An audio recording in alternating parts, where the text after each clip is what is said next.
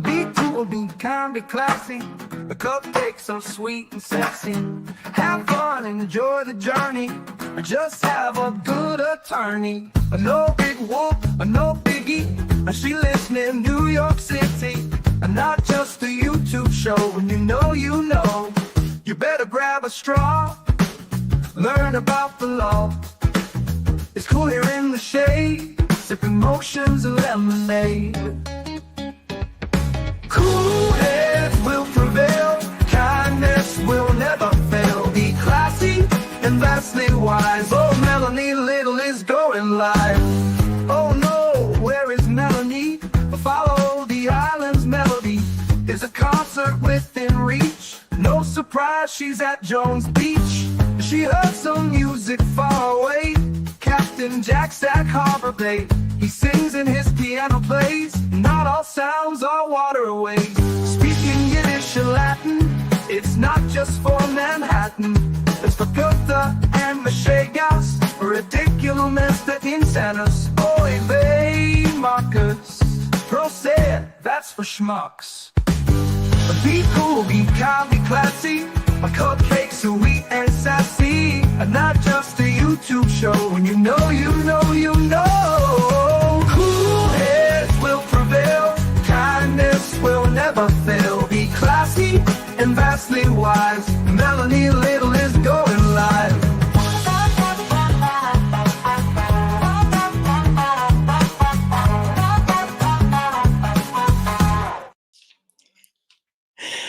Good morning. Good morning, my friends. What a great day. What a great day. I'm feeling a great day today. I'm feeling a great day. You know what it's a great day for? Do you know what it's a great day for?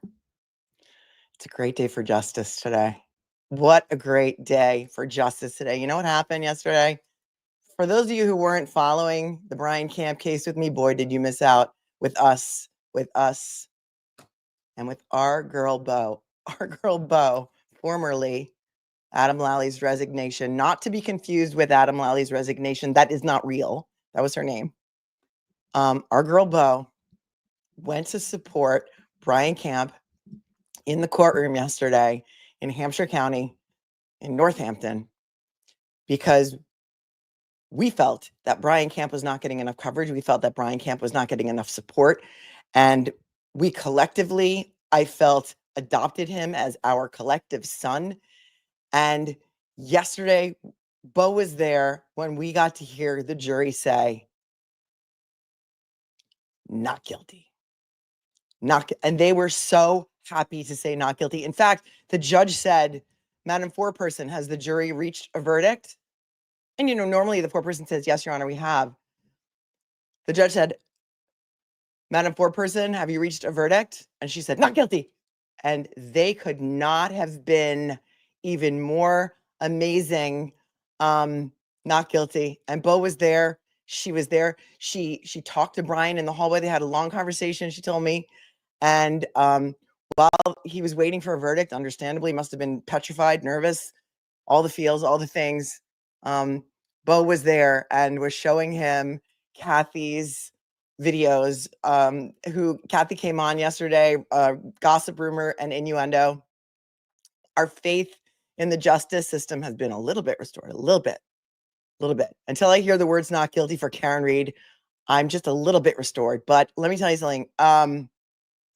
If you're not familiar with the Brian Camp case, there's a reason why. If you weren't watching me and you didn't get my notifications, there's a reason why you did not hear about it.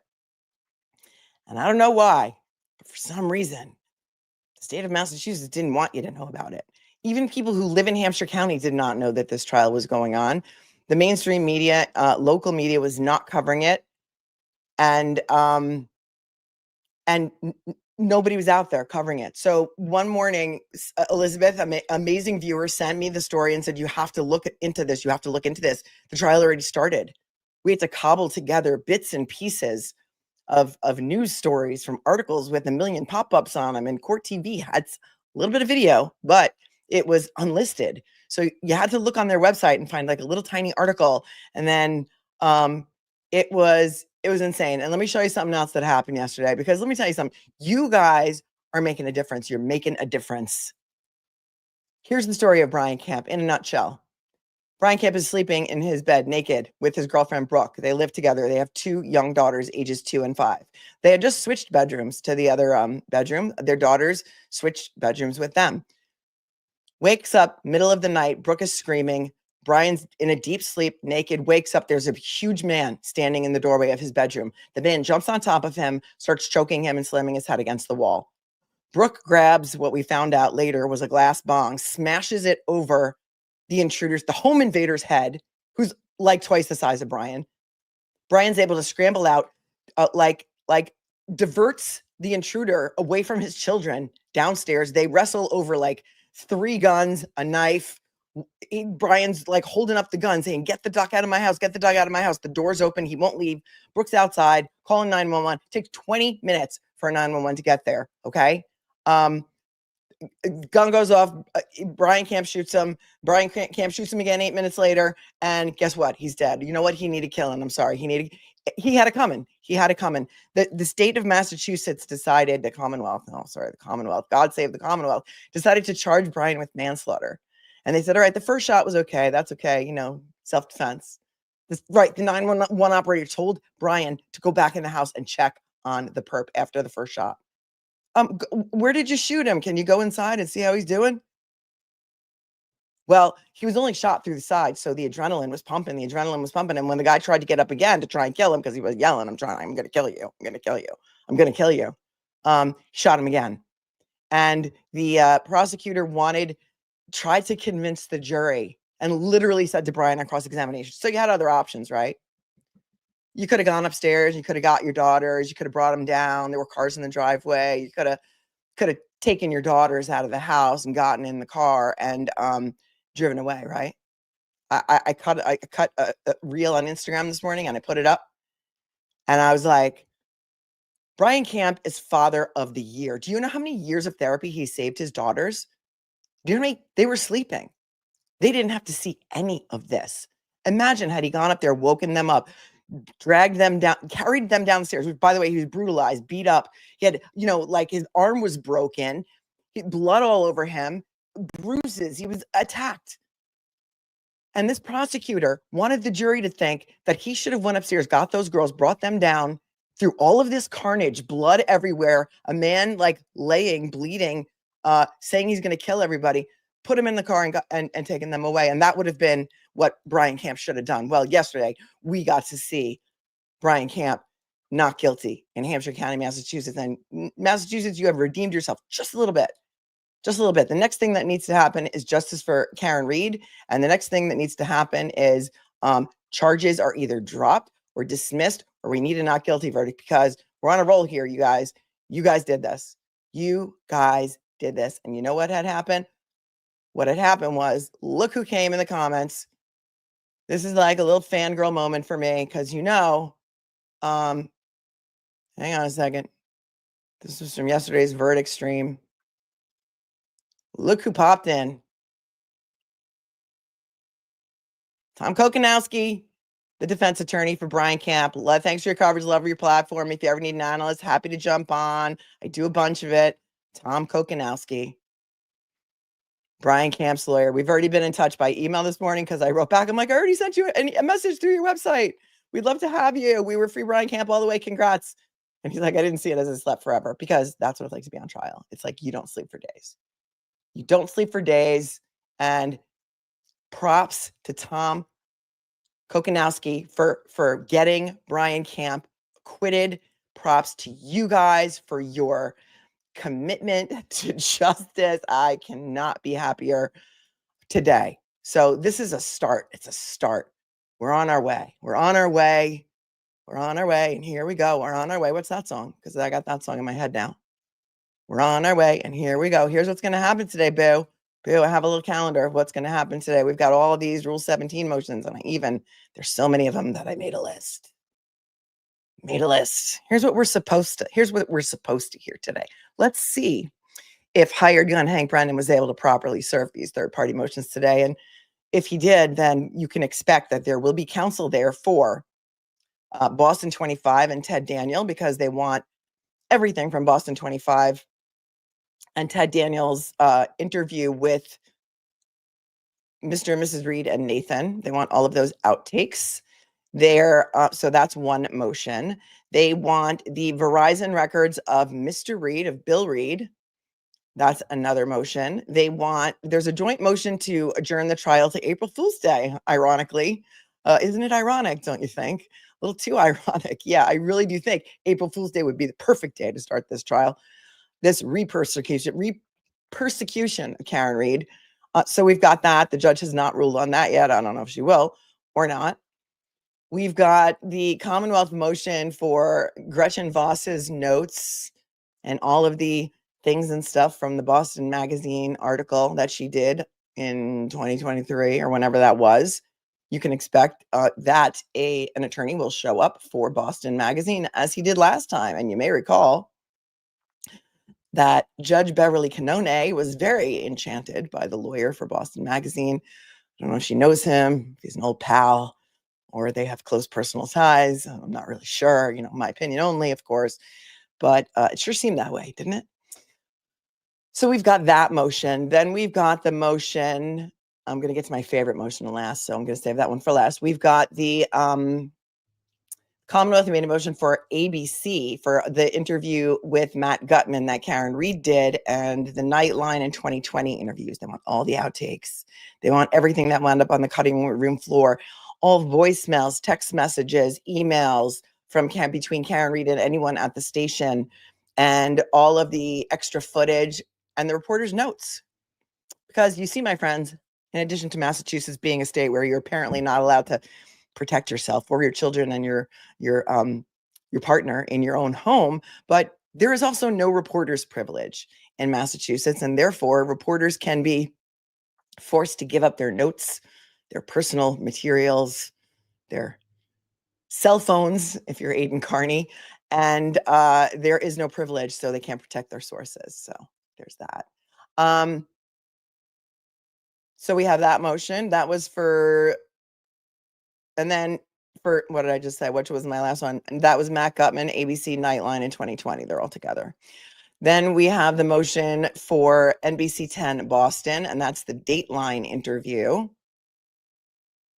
Then the Commonwealth made a motion to get Janet Reed's cell phone records, all of, Karen Reed's mom's cell phone records, which is so ironic, don't you think? Because they've had, wait a second, I have to switch over to Ethernet. It's really rainy outside, so if I start breaking up, let me know. They've had Karen Reed's cell phone since the day that Officer O'Keefe's body was found, January 29th of 2022, when Michael Proctor and Yuri Buchanek went to Karen's parents' house in Dighton and took her phone. I don't know whether they had a warrant to seize her phone, but they're supposed to. Because remember, they didn't get a warrant to search her phone until about 4 days later, when it turns out Michael Proctor lied on the affidavits for the search warrants to search Karen's phone when he told the judge that her phone was seized at 5:30 and that her car was seized at 5:30. And we know he lied because her car was seized as was at around 4:15 p.m. and the phone before that. So, liar, liar, pants on fire. Oh, you know what? We have special emojis for the members. So for those of you who are new here, we have lies, lies, lies. Yeah. Thompson twins. Trolls are going to be out in full force today. The trolls are going to be out in full force today. So I know the mods are here. They're the best on YouTube. They're the best on YouTube, and I'm not ashamed to say it or afraid to say it. I'm very proud of it. Actually, so they want Mrs. Reed's cell phone, despite the fact that they've had Karen Reed's records. They say the reason that they want the cell phone records for her parents is because they want to know if there were any communications between Karen and her parents. And they want it for a month before, leading up to. Well, guess what? Any communications between Karen and her parents are going to be contained within Karen Reed's cell phone. And you already have that. So too bad, so sad. That should be just like rubber stamp denied. Should be, but here we are back in the land of the Twilight Zone. So we have some Twilight emojis. Kurt, I'm sorry, I'm on a tight schedule today. I can't be inviting people up and doing it just throws me off of my rhythm, and I'm like single thread today. Sorry, some other time. See, now I'm all distracted and I forgot what I was going to talk about, and now we only have 15 minutes. Okay.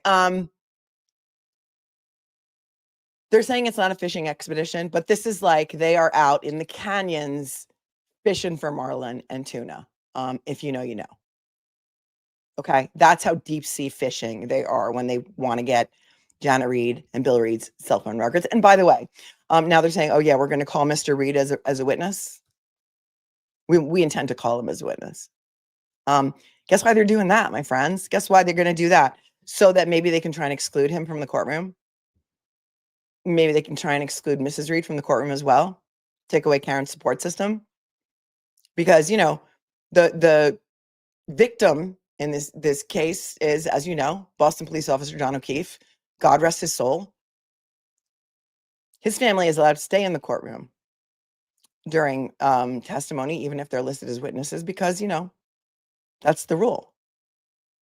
You know, the big victim's family has certain rights. Does the defendant's family have the same rights in Massachusetts? It might be Marisey's law. I don't know if it is Marisey's law, Melanie Schuyler. Thank you so much for refreshing my recollection, because, you know, if I haven't had enough coffee, I get a little. I'm not sure if they call it that in Massachusetts, but that is what they, and I think it's Marsy, just for clarity's sake. I think that's what it's called in Florida, because I think we did address that during Benefield, if I recall. Are they trying to keep Karen's support system out of the courtroom? I don't know. I don't know. She still has support, yeah, but it's not the same thing. Not the same thing as having your parents in the courtroom with you every day, Kathy. I would submit to you. Respectfully, I would submit to you. So there's that. Yeah, I forgot. I got to do something here. Give me 1 second. We need to tighten up our ship here. My favorite, there's the motion for Mr. Alessi to be admitted pro hoc vice. He is a civil rights attorney from New York that the defense team would like to bring on board as part of their team. Civil rights and other things, such as like RICO actions, he handles mainly. Very highly regarded attorney from the state of New York. And my personal favorite motion of the day is going to be docket numbers 410 and 411. It's the defendant's motion for District Attorney Michael Marisey's personal email and personal phone records. Because it has been proven that Michael Marisey, the District Attorney of Norfolk County, Massachusetts, was corresponding with Stoughton District Court judges from his burner or private email server, essentially strong-arming them into giving Chris Albert a restraining order against Aidan Carney. And we looked at those emails. And there were some text messages too, because Jennifer McCabe sent a text message that Michael Marisey included in his email to the Stoughton District judges and other personnel at Stoughton District Court, because Michael Marisey was horrified that Jennifer McCabe had lost her faith in the court system, and something had to be done about it. And then poof.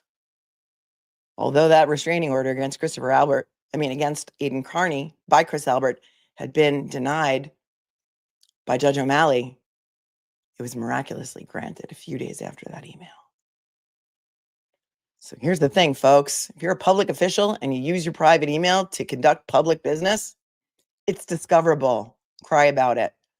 It's going to be crazy. It's going to be crazy. I don't know what she's going to do with that motion, but that's my favorite motion of the day. So you can expect the fireworks.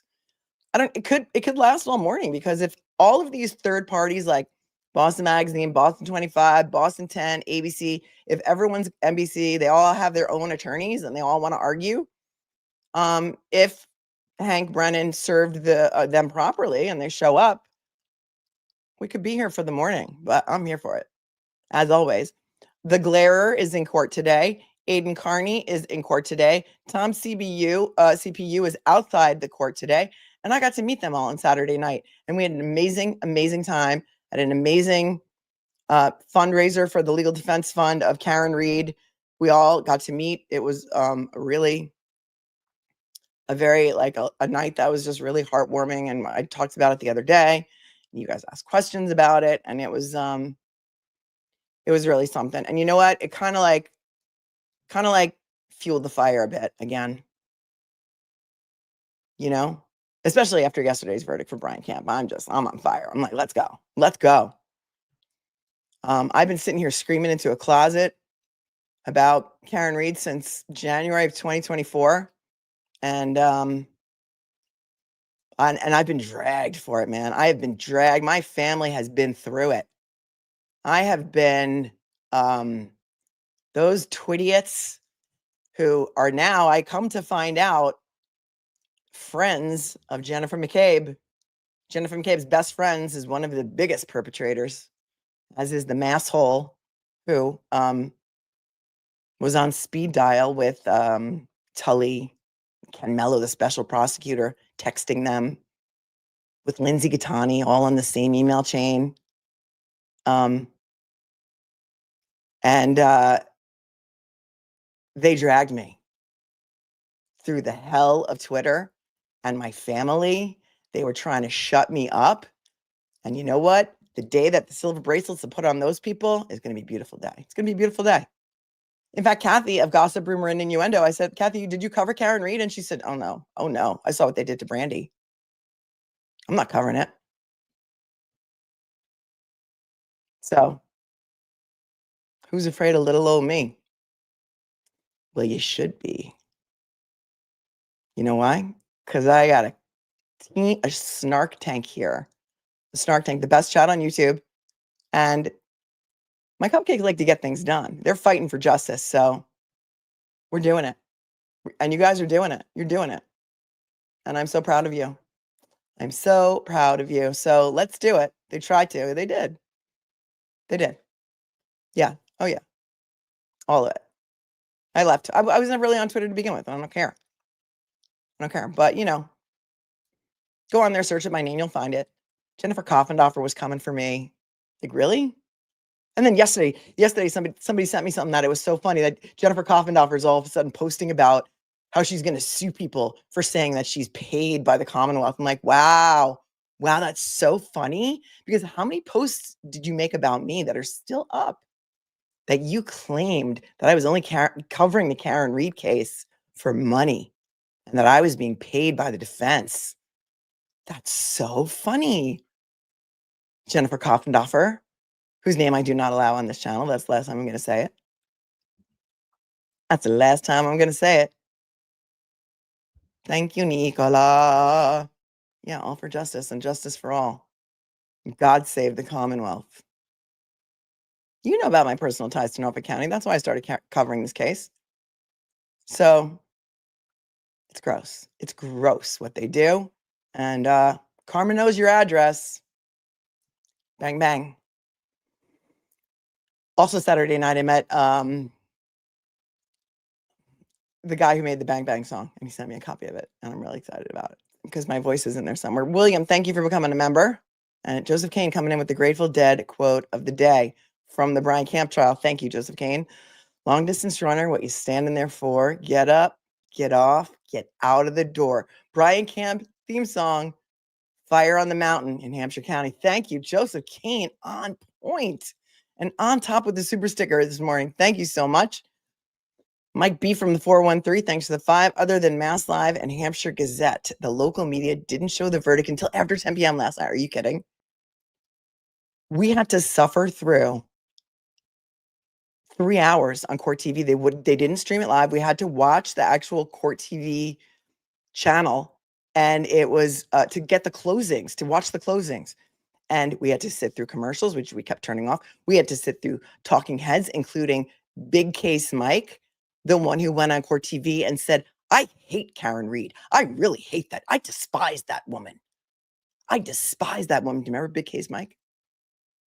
Well, he had some opinions on Brian Camp too, and we had to just shut him off. We couldn't take it. That's outrageous, Mike. That's outrageous. And if you live in Massachusetts, you should be, respectfully commenting on their stuff, speaking up. Why didn't you cover Brian Camp? Did you not think this was an important story?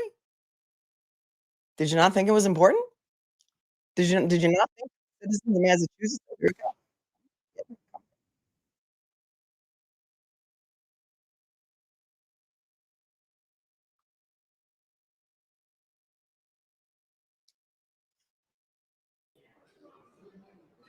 Boyfriend cop murder trial. They're calling it on Law and Crime.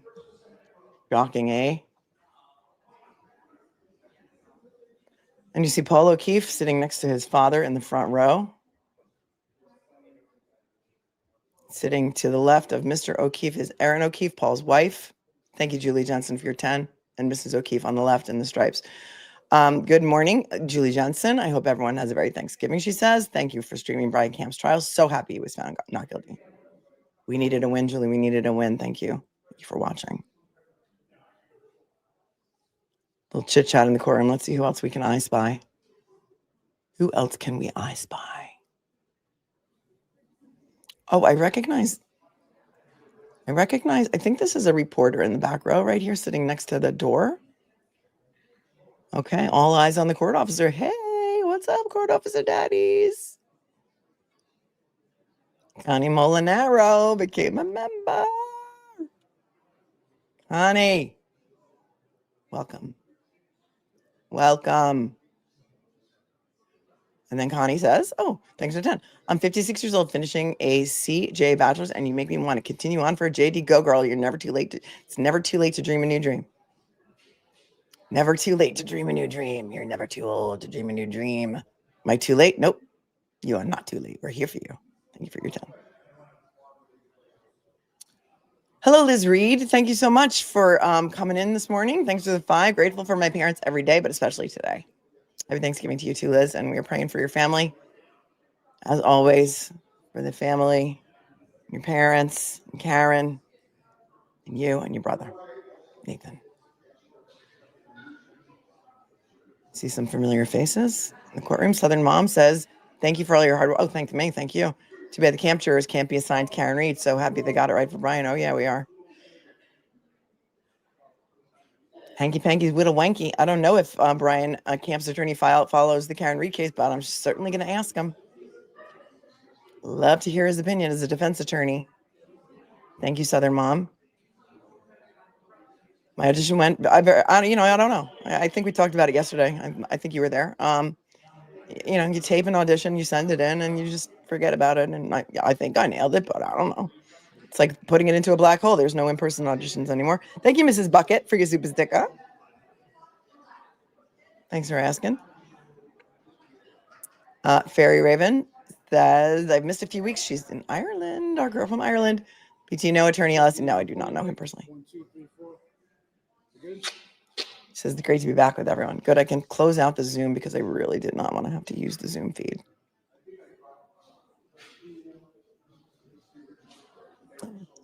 Lisa, that was you? The coffin offer threatened to sue? She's going to sue you for libel? Oh, girl, what did you do, Lisa? Thanks for the super chat. Thank you, that's so, Jessica, for gifting a membership. You're so kind. You're so kind. Thank you. So kind, SEW. I imagine that you're a seamstress. Let the Rage Crochet Club commence. Rage Crochet Club, you may commence. Barbara Dulong, thank you so much for your super sticker. Lori says, you're awesome, Melanie, from a nurse in Florida. We love you. Thank you. I love you even more. Dish 781, thank you for your super sticker. Good morning. There's Karen.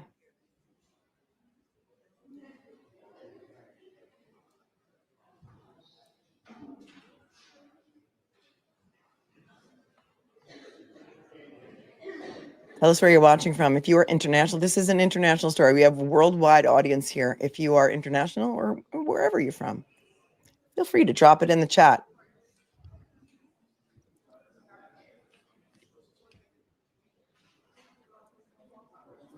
Amy Small. Happy Thanksgiving, Melanie, from Amy Small. Happy Thanksgiving, Amy, to you and yours. And thank you so much for the 5. I'm gonna get myself over here so we can I spy. Yep, here's the attorney for the Boston magazine. I believe this is the gentleman with the beard. I recognize him from last time. We've got Misty and Eddie. Misty and Eddie's here today. We love a little Yannetti in the morning. I mean, who doesn't like a little Yannetti with their coffee?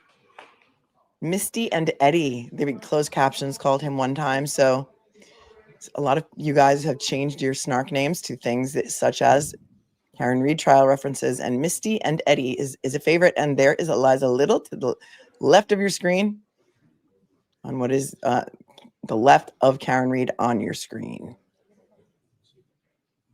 Misty and Eddie. And listen, law and crime camera guy, if you start trying to zoom in on the attorney-client conversations and you have people at home reading lips, you're going to be banned from the courtroom.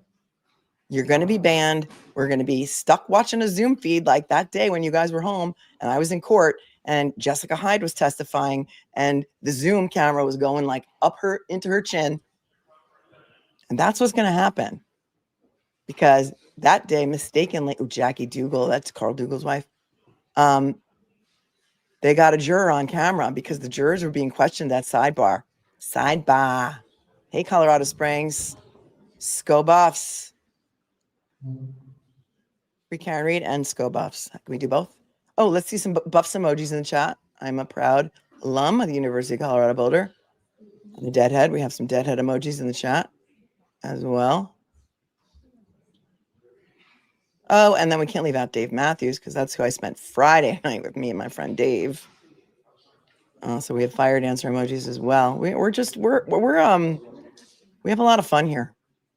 We try to anyway, even though we cry through most of what we're watching because it's a mishigas of ridiculousness. Ireland. Slancha, my friend. Slancha. Olivia's here. Olivia Nile is here. I saw someone say hi. Where's Alan? I do not know. Was today the day that he said he wasn't going to be able to get here? And she said, can't you take a red eye, Mr. Jackson? Mr. Jackson, can't you take a red eye? We have a couple of people who changed their name to AJ's Red Eye. People take the red eye, Mr. Jackson. What time does your court finish? Can't you take the 9 o'clock? Ellen Victoria is here from Denmark. And thank you so much for tuning in and for your Danish super chat. I appreciate you so very much. Love to you, Denmark. Michigan is here. Sweet. Oh, Adam Lally in the house. Let's see if he's got his baby shark hairdo. Yep. Look. Do you remember when your little babies were little and you used to put them in the bathtub and you used to put the little bubble bath in your head, in their hair, and you used to make it like a little shark fin? I see he's got the shark fin going. This is Mr. Hank Brennan, hired gun, who, no shade to him, but he was Whitey Bulger's defense attorney, which, listen, we love defense attorneys on this channel. We do. It's an honorable job. No, everyone hates defense attorneys until they need one.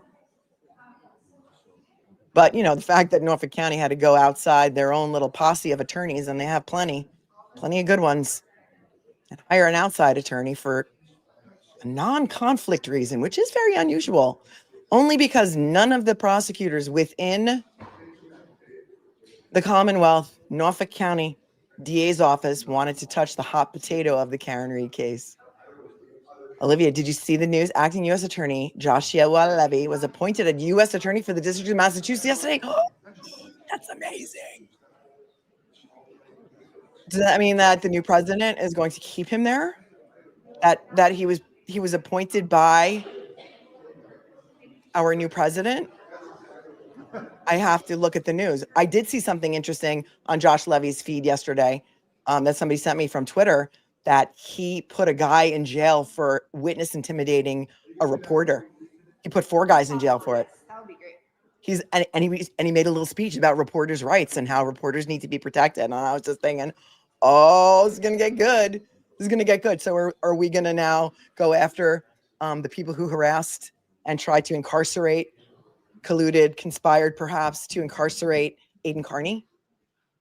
Because he's a journalist too. I found that really interesting, Olivia. If you didn't see that I think it was on the U.S. Attorney feed yesterday. So that's amazing. Because oftentimes the new president comes in and he starts changing the guard. That is Meredith O'Neill right there to the left. That beautiful blonde right there. Mr. and Mrs. Reed in the front row. Bill Reed, Janet Reed, Nathan Reed, Karen's brother. I know that there's Will. There's Will the Glare right behind them. Hold on, to take it back a second. A little scooch. We're gonna scooch, kind of like Brian Camp scooched down when he was trying to get the hell off the bed, when the intruder was trying to kill him. Right behind Janet Reed is Will, aka the Glera.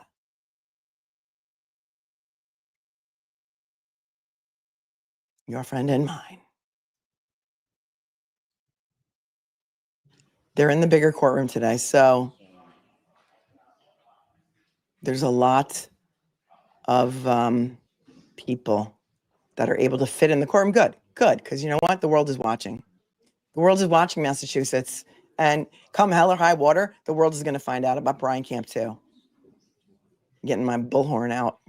No, I will not. I will not even associate that word. I will never say that word again, actually, because that just reminds me of, if you know, you know, you don't need to know. Again, law and crime, I'm going to ask you nicely, stop. I'm not muted. Who said I'm muted? If you think that I'm muted, then you need to refresh your browser, perhaps. If you're just tuning in, we went over all of the motions that they're going to hear today at the top of the stream.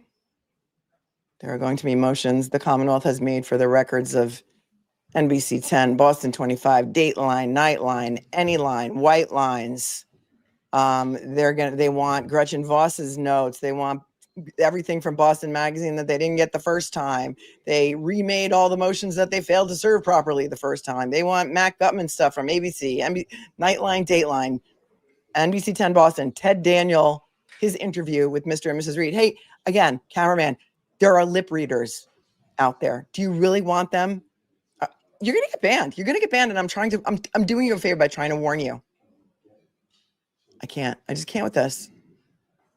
The Commonwealth has made motions for Mr. Reed's Verizon records and Mrs. Reed's Verizon records, despite the fact that they've had all communications between Karen Reed and her parents the same day that they seized Karen Reed's phone on January 29th of 2022, you know, with or without a warrant to seize it, because we know they didn't have a warrant to search it until Michael Proctor lied on his affidavit 4 days later.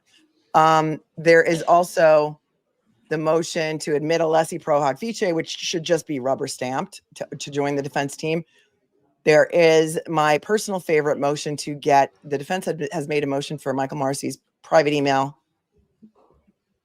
private phone records, because they've got the receipts that he used his private email server and private cell phone to communicate with judges and others, including witnesses and not so confidential informants, maybe, just maybe, about things involving this case, Aidan Carney's case, and players in this case. That is my favorite motion of the day. Those are papers number, what did I say they were, 410 and 411. And I don't know that the Commonwealth has ever opposed that motion. I haven't seen any opposition. Jonathan, good morning. Good morning to my volunteer paralegal staff who helps me so much in the background. Jonathan, if you've seen an opposition to that motion, I don't think I've ever seen it. And I would be interested to hear what they've got to say in opposition to that. Dish 781, I think I thanked you, but if I didn't, thank you again. And RB, thank you for your super sticker. And there is, see how funny my guys are? See how funny you guys are? Melanie Little's left swipe in StreamYard. Thanking me. Karen Reed Tribe is reporting for duty. Thank you for the 5. It's a joke because I have a little thing, and when I'm looking for stuff on my laptop, I swipe myself out. Everyone knows I'll be back. Just takes a minute. Caveman, nice trip. Meet you Saturday out. It was a great time. Yes, it was so nice to meet you. Thank you too. Thank you for your super sticker, Caveman.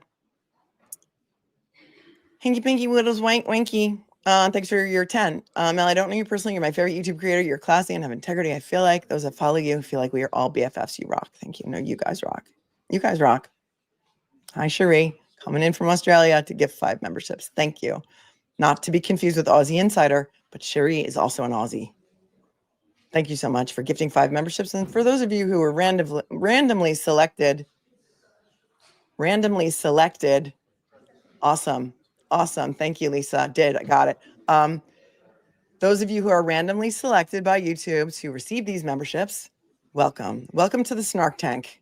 It's tough to try and make each other laugh, but this is what we do, and it's a tough crowd, but we do it here, and we do it very well. You guys do it very well.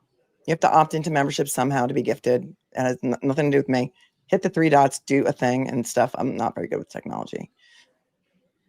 Lemonade Kale says, that Mel's the best with the snark tank. Thank you, Lemonade Kale. Free super stick. And Wendy darling, how are you, my darling? Wendy darling, as you know, Peter Pan reference. Love Wendy, love Tinkerbell. Thank you, Wendy, for your 5. We love you.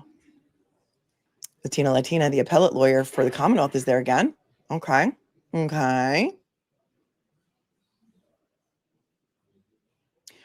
Wait, so is that the guy that I thought in the front row was the Boston Magazine attorney? Am I conflating him with the...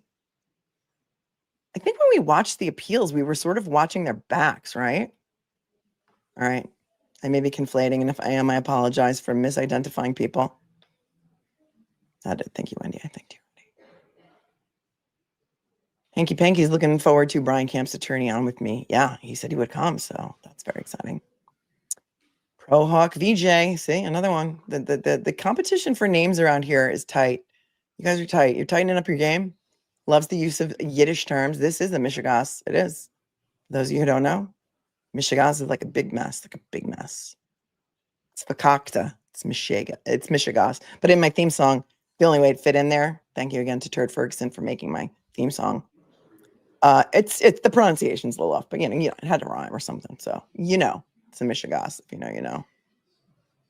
I was verklempt yesterday. I was verklempt when we had the Brian Camp verdict. Like, I was choked up. I was so choked up because I was on the edge of my seat.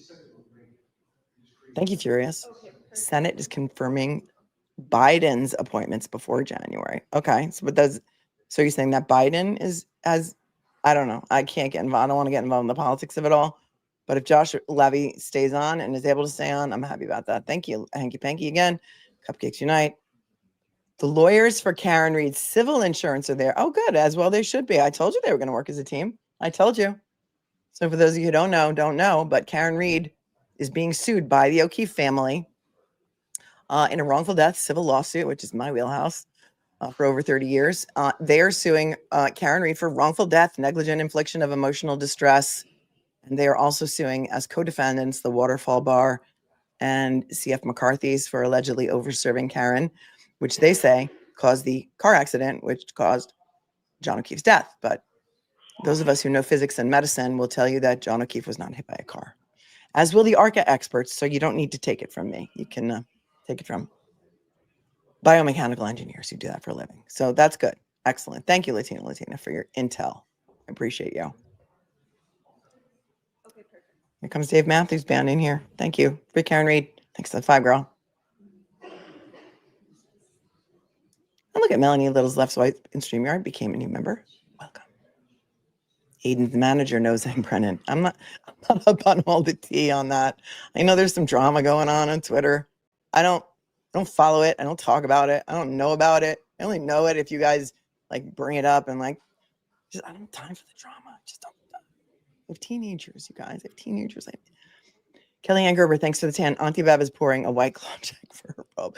It's a good time to point out, thank you for the 10, that my viewers' opinions are not necessarily my opinions. And they are the opinions of my viewers and my viewers alone. And nothing I say here can be construed as legal advice. Do not give legal advice on this channel. And I cannot be your pen pal. I cannot travel to California, pick up your 5-year-old, buy him a plane ticket, bring him to Brazil, Costa Rica, or Colombia to meet you, and then buy him a ticket back for 2 months later in exchange for 10 acres of land. I can't do that. I'm really sorry. Just one of the many things that I do not do. Again, Liza Little, no relation to Melanie Little, me, is sitting here having a conversation with her client, which is privileged. Get the ducking camera away from them and their conversations, or the judge is not just going to shut off the air conditioning today, because by the way, it's a little bit humid. It's rainy outside. It's a little humid. She will just not shut off the air conditioning. She will also shut off the cameras. And then we're all ducked. We are all ducked. Thank you, Lynn Britton, for hanging around for 3 months and listening to me rant. and for thinking that my rants are amazing. I appreciate you. My views. Thanks for hanging for 6 months, even longer. Check 13 Step Podcast, 4-story Levy sentenced. I don't know. You mean the sentencing of the guys that were threatening the? I can't, my brain is not working like strong enough right now to even try and decipher that. But okay, thanks. Brian Camp's attorney entered the chat. Excellent. No, he's to the left of Yannetti. You mean behind Yannetti?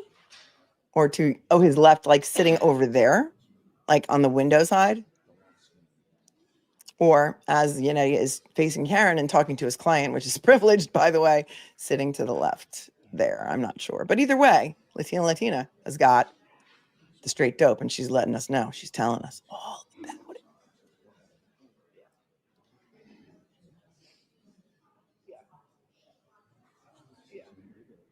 I mean, I can literally hear what Liza Little is saying. She's saying, yeah, I can hear it. Bedrose trench coat has entered the chat.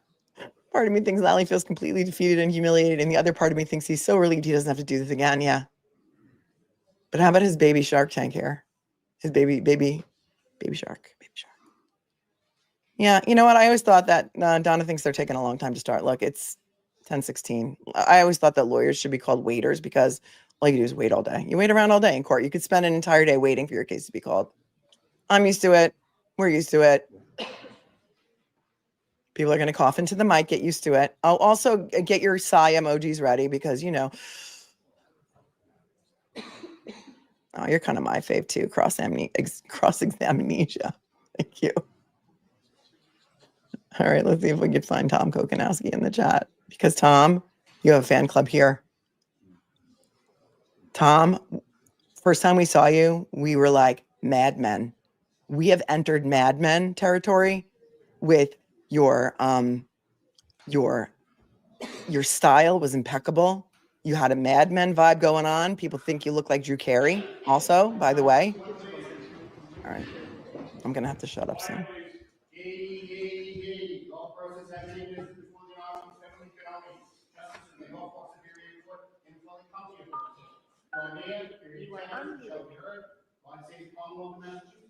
God save the Commonwealth of Massachusetts.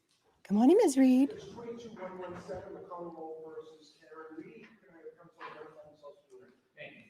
morning, Your Honor. Hank Brennan, on behalf of the Commonwealth, along with me, Attorney Adam Lally, and also Attorney Laura Moore. Good morning, Mr. Brennan. Good morning, Mr. Lally. Good morning, Ms. McCarty. Good morning, Your Honor. Elizabeth Little appearing on behalf of defendant Karen Reed. Good morning, Ms. Little. And good morning, Your Honor. David Yannetti for Karen Reed. Good morning, Mr. Yannetti. Good morning, Ms. Reed. All right. Thank you. Mr. Jackson appears to be in Zoom. Okay, we can't see him though, Jim. We can't see you, is that okay? All right, good morning, Mr. Jackson. It's like, yeah, I'm not turning on my camera. We have several motions this morning. Let's start with motion for admission, Rohat Beachy, that you filed. And Mr. Yannetti, I know these are freely granted, but I have a question about here. So you say good cause exists to grant this motion because Mr. Alessi has specialized skill and knowledge in representing defendants in matters of this nature. Oh. What do you mean? Mr. Alessi is somebody with decades of experience in the courtroom, both on an appellate level and on a trial level. He has handled many criminal cases over his career. I have actually consulted with him on a criminal matter. I know of no better trial attorney in the country than Robert Alessi. There are aspects of our defense that would greatly benefit from his expertise. I'd rather not go into the specifics in terms of the division of labor on our team, but I'd ask the court to, take judicial notice that with his background, with his experience, he is going to add value to this team and protect my client's constitutional rights. Okay, so he's not a criminal lawyer, but he's a lawyer who does some criminal work. I just don't understand what you mean by She's like, representing defendants in matters of this. she's like, we don't want to get sued. We know he's a civil rights attorney, and you need to come up with another reason why you need him on your team. This is BS, man. These things are rubber stamped on the regular. Wow. nature. Of this criminal nature, he has represented criminal defendants throughout his career. Okay, all right, thank you. All right, so let's go on to the. So you can't discovery grant it from the motions. bench? We'll start with the It's already starting off. requested records Bad of fuck. Mr. Reed. I'll hear you, Mr. Brennan. Wow. What is his special area of expertise? I need you to spell it out for me. So he's not really a criminal lawyer, and then she doesn't rule on it from the bench. You see where this is going, my friends, right?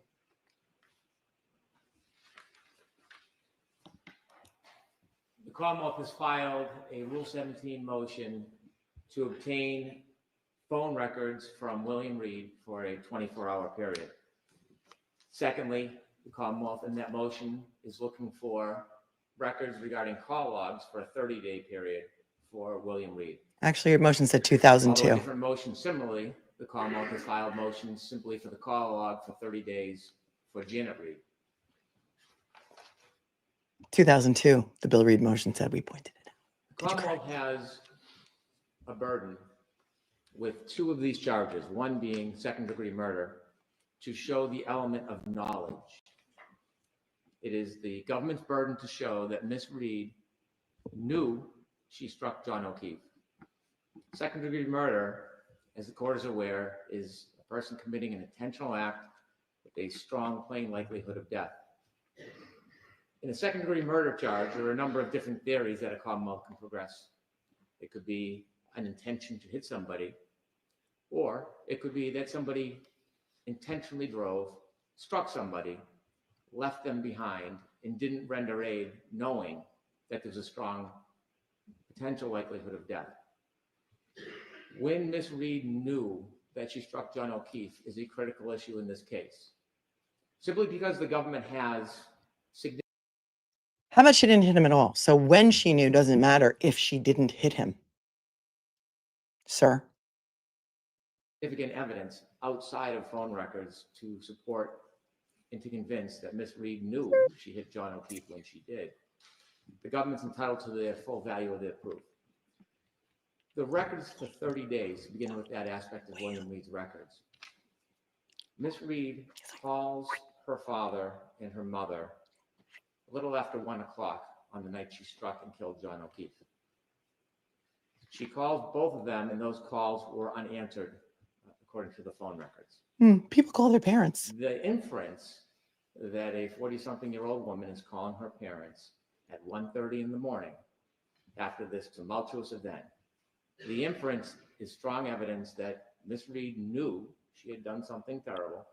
She knew she had struck John O'Keefe, and she knew that she had left him behind.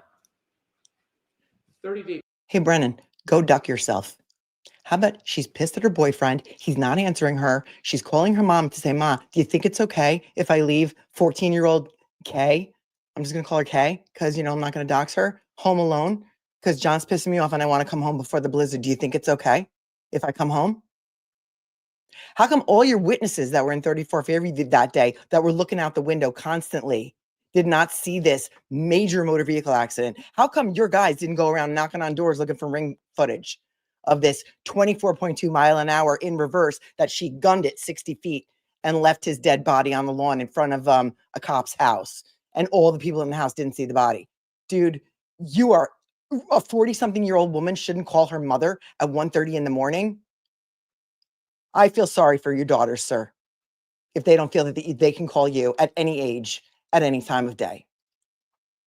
Period. That's it. Is an attempt to protect the privacy rights of William and Janet Reed by not asking for the call, the text messages, not asking for SMS messages, not looking to forensically download the phone, just the call records, because I expect it will establish that there are no other calls in that 30-day period from Miss Reed to her parents at 1:30 in the morning. Who gives a duck? Did you get that from Ms. Reed's phone? No. Yeah. There were 2 search warrants from Miss Reed's phone. I can't read them. The search warrant that was attached that I have isn't clear, so I'll need clear copies. of Yeah, we couldn't those read it either, Judge. documents. Those are provided by the defense. I can provide clear copies. Oh, you don't have your own Search copies of your own warrants in Ms. search warrants? Are from a period of January 28th, 6 p.m. to January 29th at 6 p.m. I'm gonna lose my And the other one ducking. is January 28th, 9:30 to January 29th, 5:30. Okay. And so they're not in Ms. Reed's records. I am not looking to see any of the other numbers that the family called, friends, family, whatever their purpose is. I'm not looking to even see it. I want to Oh. see and demonstrate there's an absence of phone calls between Ms. Reed and her parents for 30 days Who the prior duck when cares? she drove into John O'Keefe. Now, it would help the defense. They want to expand that to 6 months or a year. I'm agreeable. Because if there was phone calls at 1:30 in the morning, I would not argue the inference that it was remarkable. That would be an unfair inference. But in the absence of any other calls, it is terribly remarkable that she is panic calling her parents at 1:30 in the morning. And here's why it's important. The type of injury John O'Keefe suffered that led to his death was a type of injury that was treatable. If he Oh. had received treatment within 1 to 2 hours, I expect that there are medical procedures that could have saved him. They could have produced a drill and drilled it into his brain. What about if first responder Brian Albert came out of his house in the morning and started trying to do some life-saving measures before the first responders got there? Would that have helped, Mr. Brennan? Because, he apparently didn't hear the lights and sirens because, or there were no lights and sirens because, officer down, but no big whoop in Canton because, they lied about the address where it was and tried to make it 32 Fairview, not 34. And, the dog wasn't barking or anything. Poor Chloe. This is outrageous. You should be outraged by this argument. You should be outraged by this argument. They have Karen Reed's records. Anything that they would glean from her parents' records are contained in Karen Reed's records. To create bleeding so it wouldn't swell, or they could have cracked his cranium. Now, certainly he would have. They could have cracked his cranium. Impairment. His cranium was cracked, sir, in so many places. In the frontal lobe, he was smashed in the back of the head with something. He had intracranial bleeds in his temples. Do you know how many places in which his cranium was smashed? And it didn't come from a car accident, sir. It just didn't. Ask your own expert, Dr. Renee Stonebridge, the literal brain doctor. The government is pursuing a witness, and my expectation on my research is a witness will say life-saving procedures within the first 2 hours Oh. would have saved or could have saved John O'Keefe. Mm-hmm. And so if Miss Reed knew within the first 2 hours that she hit him and that medical procedures could have saved his life, then this is relevant material to show her knowledge that something dramatic had happened. And that's why I want the 30 days. Only phone calls with her mother and father, nothing else am I interested in. The second part is the 24-hour period with William Reed. The 24-hour phone records will show Mr. Reed's phone calls throughout that evening or that morning. And it's important because Mr. Reed had an opportunity to speak publicly, and he did so on Fox 25, which is the subject of another motion. And when he speaks to Fox 25, he gives what I see as an implied admission that his daughter told him that she had hit something. I think there's more to that story that will be explored at trial. The time of the phone calls to Miss Reed are important. They're reflected in her phone records in the morning that she speaks to her father while she's still in the back of a police car before she's brought to the hospital. In that discussion with Fox 25, the quote is, in your first discussions, my motion leads off to yes in discussion, but it's in the first discussions. No, that she your told- motion was intentionally misleading, sir. Your motion, you said, in his first discussion, he said his first discussion with her. That's exactly what you said in your motion, his first discussion. And then you said, and then he says in the hospital, and I have the phone records here, and the phone records show that the first discussion was at 6 something in the morning, and therefore he lied. That was not his first discussion, because then he said it was the hospital. And your motion was entirely intentionally misleading. And now, because I pointed it out on the air, or maybe somebody else did too, you're going to say that you left off the S in discussions, and also because Ted Daniel called you out on Twitter about it too? Changes the whole meaning of your motion, sir. But, you know, go on with your bad self. Hold on a second. Wow. In that discussion with Fox 25, the quote is, in your first discussions, my motion leaves off the S in discussion, but it's in the first discussions, what did she tell you? Scrivener's error. Mr. Reed asserts that she tells him about this implied confession at the hospital, which is after the actual first conversation. And so it'll be important to be able to confront Mr. Reed, if necessary, with his own phone records. He can deny his daughter's phone records. He doesn't have to accept them as true. You are never going to call Also, him as a in that witness. 24-hour period, it is important for the government to establish that Mr. Reed and only Mr. Reed controlled the phone. In the absence of a stipulation, this is proof that may be necessary at trial if Mr. Reed takes the position that other people had access to his phone. That first conversation where she admits that she struck something, i.e. Mr. O'Keefe, is Mr. O'Keefe's car in the driveway. the government's case. And so we cannot rely just on Ms. Reed's phone for a couple of reasons. It said weed Number song. one, phone records It said we cannot rely on this weed song. often show different communications. Sometimes calls or hang-ups don't register on a phone, and so they could be different. Secondly, I've learned that Ms. Reed's phone was sent to a taint team, and When? the Commonwealth does not and should not know what, if anything, was redacted from Ms. Reed's records. The idea of sending it to a taint team, I surmise, is that something was viewed that determined that it should go to a taint team, or perhaps the defense raised the issue. I don't have the benefit of the history. Or maybe Michael Proctor was looking for nudes. But what I do know is we cannot say that the records from Ms. Reed are a full accounting for her records. And so that Mr. Reed's records stand separately from Ms. Reed's records. So you don't trust your own Those people? are the two. Because Trooper Garino missed 36,000 text messages between Matthew Farwell and Sandra Birchmore. So now you're saying Guarino's a goof? Garino didn't do the job right? We don't trust our own people? Hold on, I got to take that back because I can't believe that he would just say that. Hold on. Because the taint team redacted some stuff that you really need for your tenuous case. And the Commonwealth does not and should not know what, if anything, was redacted from Ms. Reed's records. The idea of sending it to a taint team, I surmise, is that something was viewed that determined that it should go to a taint team, or perhaps the defense raised the issue. I don't have the benefit of the history. But what I do know is we cannot say that the records from Ms. Reed are a full accounting for her records. And so that Mr. Reed's records stand separately from Ms. Reed's records.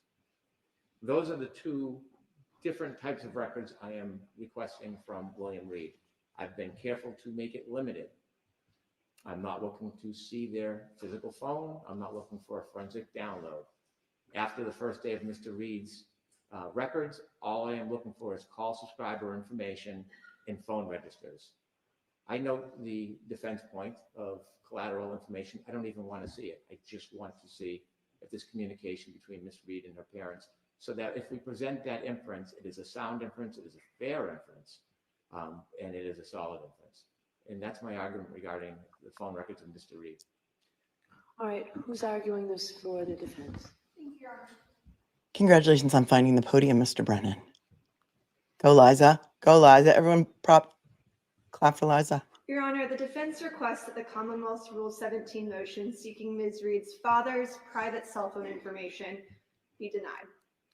The Commonwealth is seeking 3 categories of information for Mr. Reed's cell phone: his private subscriber information, all call records, call detail records, SMS, MMS, and all data use records from January 29th and January 30th, 2022.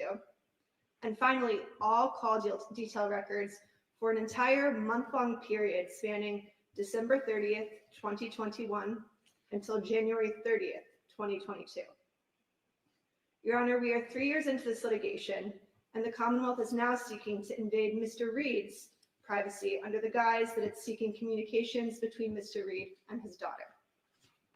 But the Commonwealth already has a record of all of the communications between Mr. Reed and his daughter on January 29th, from not one, but 2 separate sources. The Commonwealth is in possession of Ms. Reed's cell phone it's also in possession of Ms. Reed's Verizon records. The Commonwealth is asking this court to sanction this gross invasion of her father's privacy so that the Commonwealth can sift through Mr. Reed's electronic data for information that is already in the possession of the Commonwealth. Now, I know Mr. Brennan says, I'm not interested in seeing anything else. But the problem is that's not what his motion says, right? He's asking for every single call, regardless of recipient, for a month-long period. William Reed has never been called by the Commonwealth to testify as a witness in this case. So this is a new trial, right? So that doesn't Right. prohibit. Don't try and Commonwealth school her, from Your calling Honor. him. I understand, Your Honor. Okay. They are never in a million years going to call Bill Reed as a witness, but you know what? I hope they do, because there will not be a better witness than Bill Reed for his daughter. So go on, call him, but they're never going to do it. It's smoke and mirrors, my friend, smoke and mirrors. He wasn't present at 34 Fairview. He wasn't present at CF McCarthy's, and he wasn't present at the waterfall on January 29th, 2022.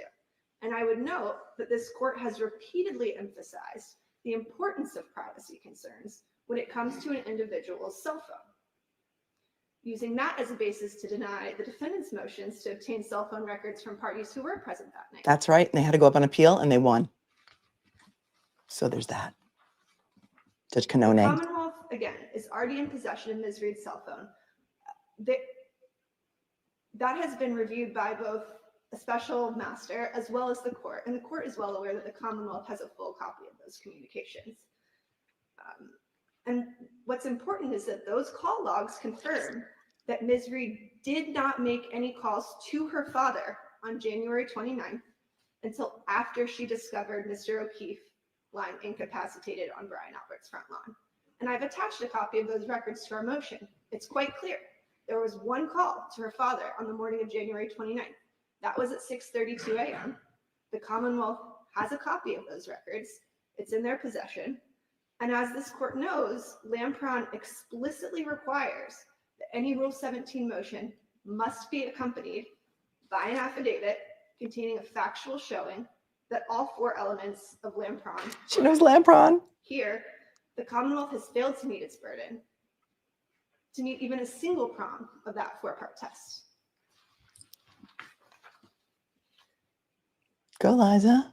In regards to the It's your burden that they birthday. have to establish that the records are evidentiary and relevant, the Commonwealth in its affidavit set forth no particularized facts whatsoever to suggest that relevant information will be found in Mr. Reed's Verizon records. The affidavit makes only vague reference to an interview Mr. Reed gave to Boston 25, but fails to explain why that interview suggests that relevant communications will be found on his phone records. And I would note, the Commonwealth's characterization of that interview is incorrect and incomplete. I submitted additional reporting from Boston 25, which is the news organization that published a portion of that interview. And it's quite clear that Mr. Reed goes on to state during that interview that what he's referring to when his daughter said, "I believe I hit something," was the Chevy Traverse, which the court knows. We have a video of her hitting a Chevy Traverse that morning. Oh, she just said shitting. The Commonwealth is already in possession of Ms. Reed's communications from January 29th. Those were included in the Commonwealth's motion itself. And the Commonwealth has failed to explain why it believes additional relevant communications will be found in the call detail and text records. Mm-hmm. That was not included in the affidavit. The Commonwealth states they expect to substantively admit the phone records between Ms. Reed and her father to prove that the 6:32 a.m. call took place. But they can do that with the phone records that they already have.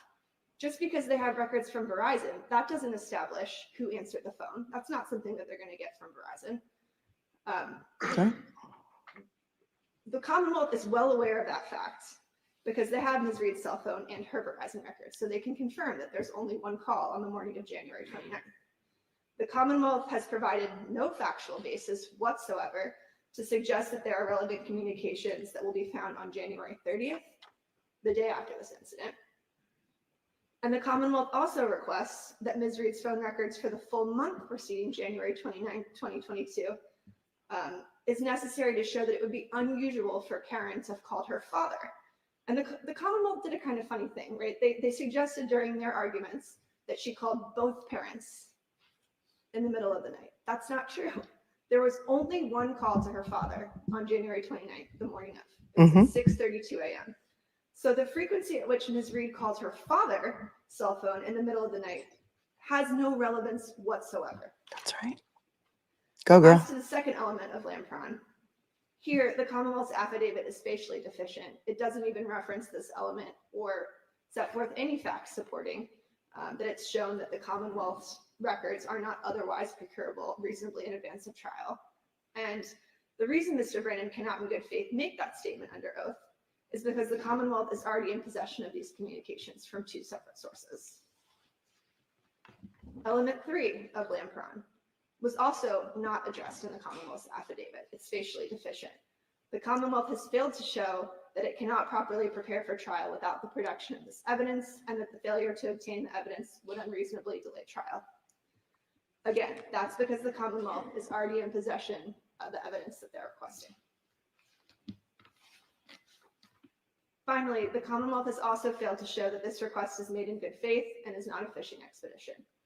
In its affidavit, the Commonwealth briefly addresses the fourth element of Lampron, but writes only, quote, "The Commonwealth's motion is not a fishing expedition, as it is evidence from the defendant's phone records that phone calls between defendant and Mr. Reed were made sometime after defendant struck the victim and before the victim was found." Your Honor, that statement is provably false. Ms. Reed's phone records established conclusively that she did not call her father on January 29th until 6:32 a.m.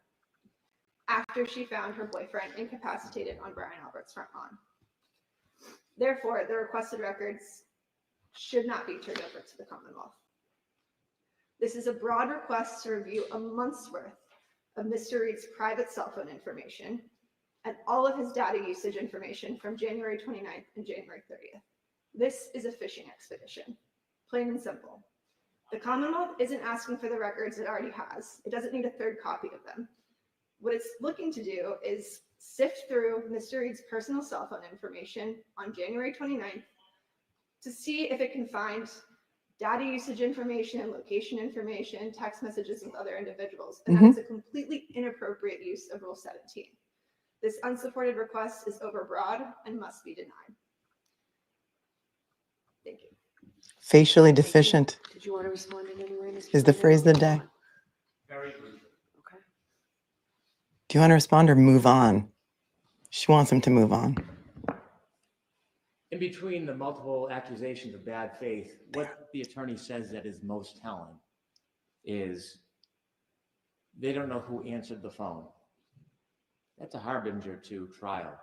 The prosecution doesn't know who answered the phone when Karen Reed called her parents or her mother's phone at 1:43 a.m. No, the Commonwealth doesn't. It was unanswered. And so we have to prepare that when Mr. Reed takes the stand, we have phone records demonstrating all of his phone calls and that he had control of that phone, so there can't be a suggestion somebody else was handling the phone. Or, on the other hand, if the position is going to be that Janet Reed answered the phone, the father's phone, or that William Reed answered the mother's phone, then we'll call both witnesses at trial and we'll sort it out. But it is that very nature of suggesting confusion or uncertainty that the government is obligated to try to prevent that trial. And we're being diligent, we're being studious, and we're going to be prepared. Studious and diligent. Help us do that. That is the exact point and reason why we need these records. Thank you. All right, did you want to respond at all, Ms. Little?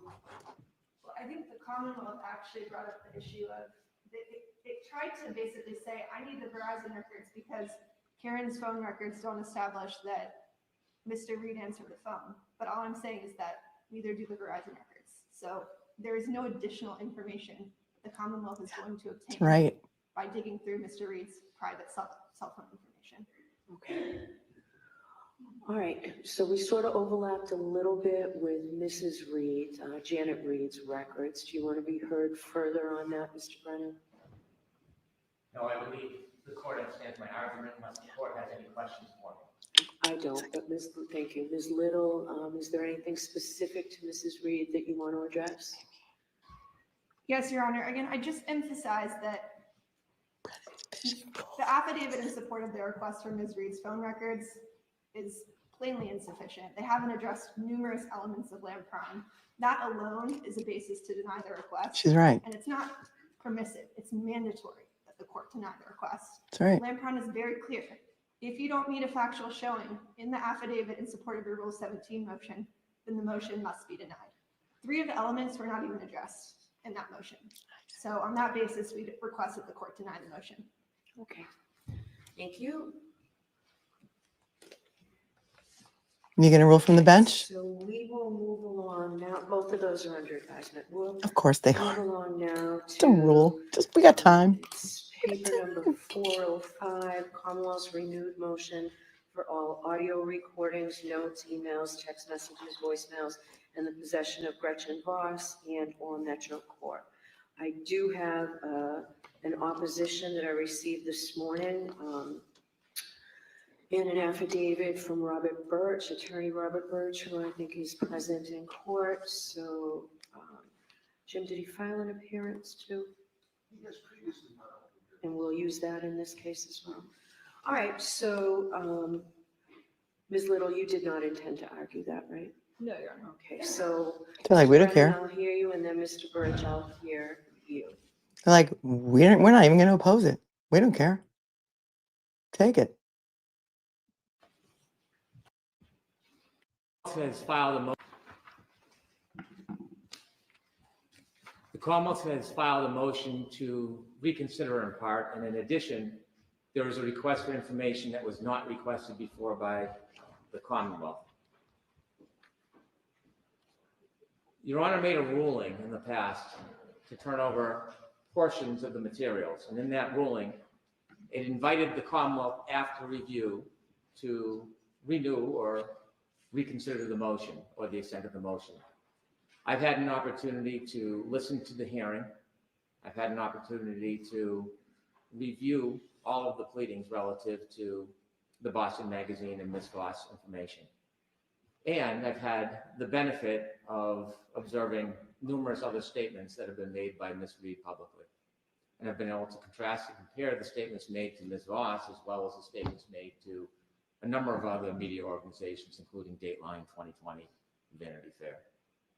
And after a review of all those materials, it is clear that there is significant materials that were not turned over to the Commonwealth that are relevant material and substantive evidence in this case.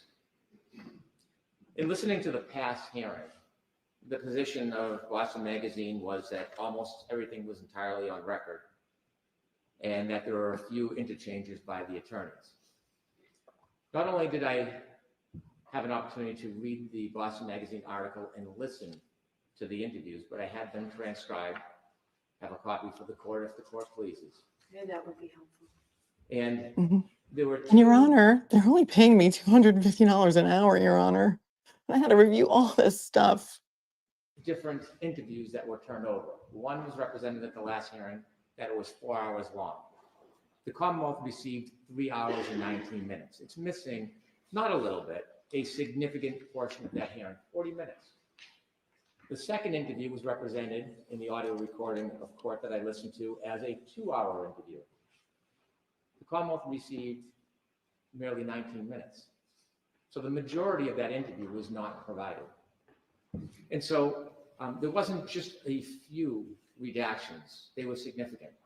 In addition, which is notable, and you can glean this from the transcripts, is that there wasn't just a few interruptions. Mr. Yannetti is noted on the transcript 37 times, Attorney Little 33 times, and Attorney Jackson 33 times. And so there are significant interruptions and redactions in both recordings. These redactions in the recordings are important. One thing that stands out when you actually listen to the interviews and you look at the transcripts is that many times during the attorney's interruptions, there's a redaction, and then when the conversation resumes, there is a change, sometimes subtle, sometimes not so. There is a change in the statement by Ms. Reed. And so it is clear that there is an inference that in those redacted portions, there is conversation or consultation or discussion happening that changes the direction and sometimes the content of Ms. Reed's statements. That bears directly on the credibility of the witness. Because be mindful, all of her statements are admissible. All of them. They're all substantive evidence. There's no hearsay. There's no limitation. They are statements of a defendant. They're material and relevant, and the Commonwealth is free to use any and all of them at their discretion. And so it's not only what she says in the interview, it is what is missing in the redactions. Now, certainly, there may be discussions in those redactions that involve her attorneys and Ms. Voss, but none of that is protected. None of that is protected. A defendant enjoys many privileges, but when an accused decides to cast aside their privileges, they don't get to add their own layer of protection. There's absolutely no basis in our jurisprudence for a defendant to be able to do that. They enjoy a Fifth Amendment privilege as they should. A defendant is presumed innocent. But when they cast it aside, it's at their own peril. They have an attorney-client privilege. But when they obviate the attorney-client privilege by speaking in front of a third party that's not part of the prosecution team, that privilege no longer exists. It dies. And you don't recognize as a And reporter there is no privilege. reporter privilege in Massachusetts. There you go. And so what has happened in this interview is that we have 3 attorneys, a defendant, and a reporter having a free reign of interview, and then later deciding what parts of the interview they want the public to hear, what parts of the interview they want the Commonwealth to have possession of. They don't have, respectfully, that choice or that power or that discretion. Pretty sure Karen didn't have the final edit rights over at Boston Magazine with Gretchen Voss, who, by the way, I'm not even going to say it, but if you know, you know. Don't put it in the chat, though. May have established a relationship with the not-so-confidential informant in the Aidan Carney case during the course of her reporting on Karen Reed. They can contract with each other, have their own side agreements and what they want about on and off the record, but it doesn't bind the Commonwealth. It never has, it never will. We don't agree to it. And so what we have is many instances and examples where those redacted portions are critical to understanding why the story at times changes after the redactions. And so I think of it this way. If Ms. Voss was called to testify by the Commonwealth at trial, and we have her on the stand, and I was to say to her, You didn't call her last "I've time. received your recordings and your redactions, and I've read your article, Ms. Voss. I want to ask you about the conversation after Ms. Reed talks about sipping drinks at the waterfall, and it's redacted. I want you to tell me what she said." There could be no objection for the defense that there's a private agreement. There could be no objection from the defense that somehow it's privileged. She would have to answer the question, this is what Karen Reed told me. And then on cross, how fun would it be when Alan Jackson gets up and say, Ms. Voss, isn't it true that you did psychedelics with one of the people that you interviewed for the article? Isn't it true that you did psychedelics with one of the people that was one of your sources for this article? That would be fun, wouldn't it? You think? So to suggest that pre-trial, somehow they can have this protection that doesn't exist in reality in the law to protect statements that the defendant or their attorneys made that they don't want the Commonwealth to learn about is just wishful thinking. That's all it is. And, you know, I'm not oblivious to the fact that there are a number of statements that are made that are redacted to Ms. Voss where the defense attorneys are present in the room. There is no attorney-client privilege at that point. There's none. Arguably, all 3 of the attorneys are witnesses as well. Maybe Now, Higgy took her to the base to Commonwealth crack her does SIM not- card in half. The Commonwealth does not want to disrupt the defense team. The Commonwealth does not want to delay this trial. The Commonwealth does not want You to already put asked for the an German. attorney in an uncomfortable position. But they're all witnesses to a substantive statement. Many of them admissions. Yeah, of because she confessed to Gretchen Voss. You figured out that you cracked the case, Hank. in the most respectful way to pursue those. Not in The strongest Massachusetts. way, the fairest way to pursue those with moderation is to get them from Emily Voss in the interview that exists. Now, in the It's a great question, Kyron 63. Reporters' notes and work product are not protected in the state of Massachusetts. This is one of only a handful of states That does not recognize any sort of journalistic privilege whatsoever. Pleadings, I received the response this morning. I didn't get to read the entire thing. I have no objection to it. But I did listen to the hearing. And it strikes me that the argument of the newspaper company was primarily based on two propositions. Number one, Commonwealth versus Doe, promulgation, those cases, when you read them, deal with confidential informants. Not confidential information or what someone wants to be confidential. It's not even confidential. She said it, she said it. There's a difference, and Your Honor pointed out in that hearing. Could you give me a case that talks about confidential information as it does confidential informants? And respectfully, there was no case to be produced because there is none. Okay, well, that was, I don't know how long ago that was, but new case law is made every day. And considering you just admitted that you didn't read the papers, all you did was look back at the hearing from, I don't know when that was, sometime in 2024, maybe even 2023. Maybe there's been a case since then, Mr. Brennan. The cases are dissimilar because they deal with trying to get to a confidential source that may expose a source that never even may not be used at trial anyways because it's based on hearsay or there's no factual basis for it. Kind of like how you're not going to call This Bill is Reed. not a confidential informant. The defense chose a strategy, a very strategic strategy, to sell their story and disseminate to the public, potential jury pool, in a way they thought best fit their needs. And they've done this continually. And although an attorney cannot produce evidence to the public or encourage it, it violates the rules of professional responsibility. They cannot have a statement that is meant to reach the potential jury. A defendant can. The Commonwealth does not resent that Ms. Reed has made statements to all of these different outlets. She's entitled to. She's presumed innocent. She can make all the statements she wants. But when she does, there is a consequence for that. And they now bear the consequence of these statements that have been made. And so, since it is not a confidential informant, it's a very public, identified person, it's Ms. Reed herself, the argument of Doe and promulgation has no merit. I know Your Honor was troubled by the affidavit of Ms. Voss. Look at that face. Look at that face. Look at your screen if you're not if you're driving, but if you're just, doing your things and stuff, look at that face. Karen Reed is the face of courage. She is the face of strength. She's the face of grace under pressure.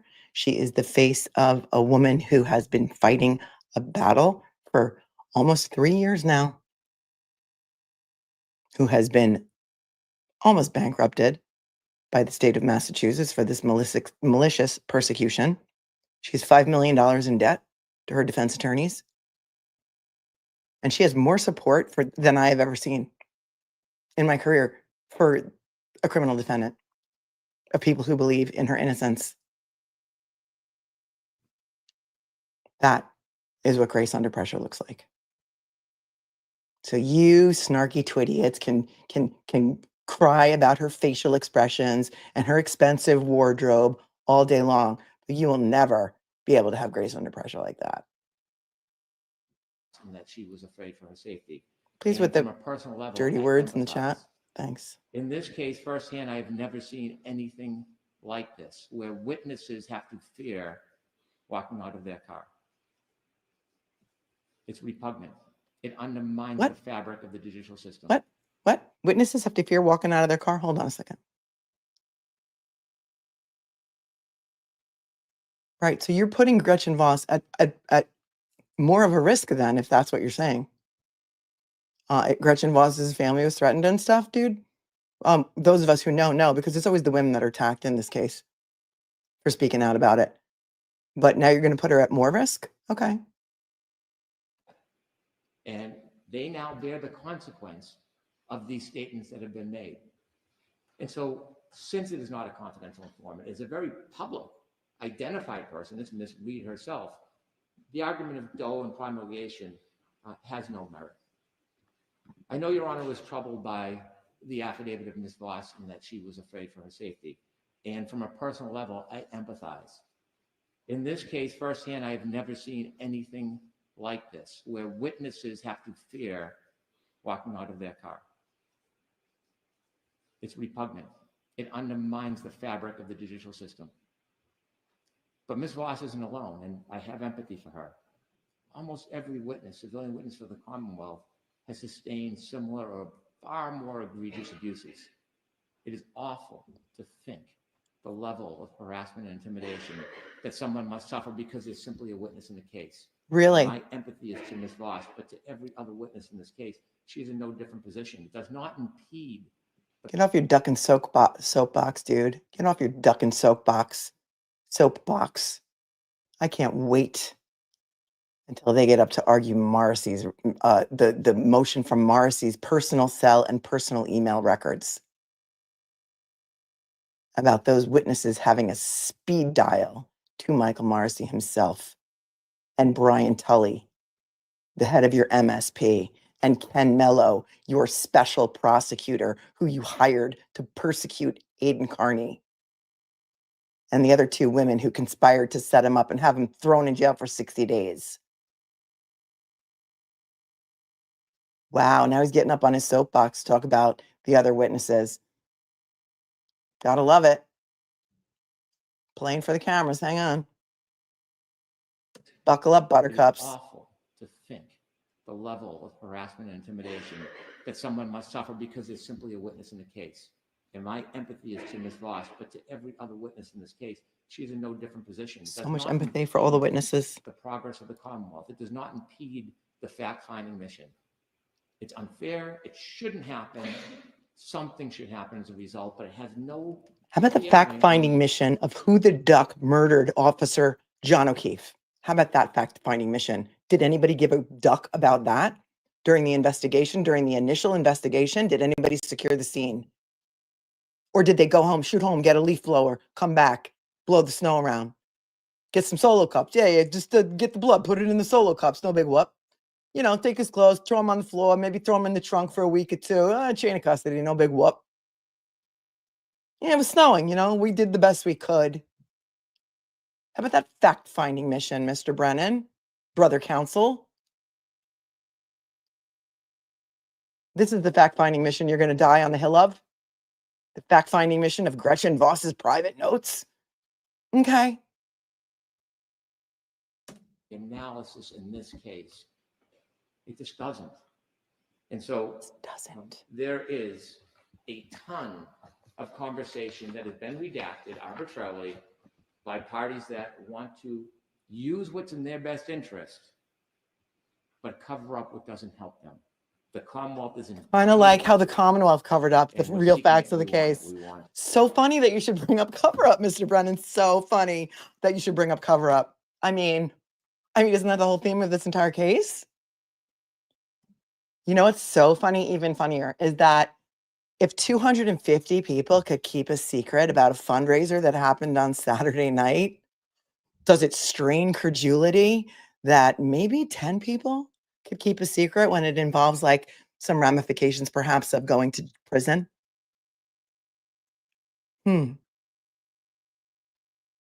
Let's hear the cover up part again. Conversation that has been redacted arbitrarily by parties that want to use what's in their best interest, but cover up what doesn't help them. The Commonwealth is entitled to it. Bingo. And we're seeking it and we want it. We want all the redactions in the first and second interview. Over 75% of the second interview is redacted. We want the notes from the third interview. Ms. Voss is a witness. She wasn't at the scene. She didn't see Ms. Reed drive into John O'Keefe and leave him in the snow, but she's a witness to substantive statements, her statements, admissions, confessions. And those notes. Yeah, she confessed to Gretchen evidence and Voss. You're right. statements of Ms. You cracked the Reed, they're case. clearly discoverable. In the email or text message and phone call, again, statements of the defendant. Ms. Voss, reporter or not, is a witness in this case to some of the most crucial damning evidence in this case. Really, because she didn't confess to her. We take no exception. Yes, again. Thank you. Spin the wheel, Hanky. All right, thank you, Mr. Burt. My baby does the hanky panky.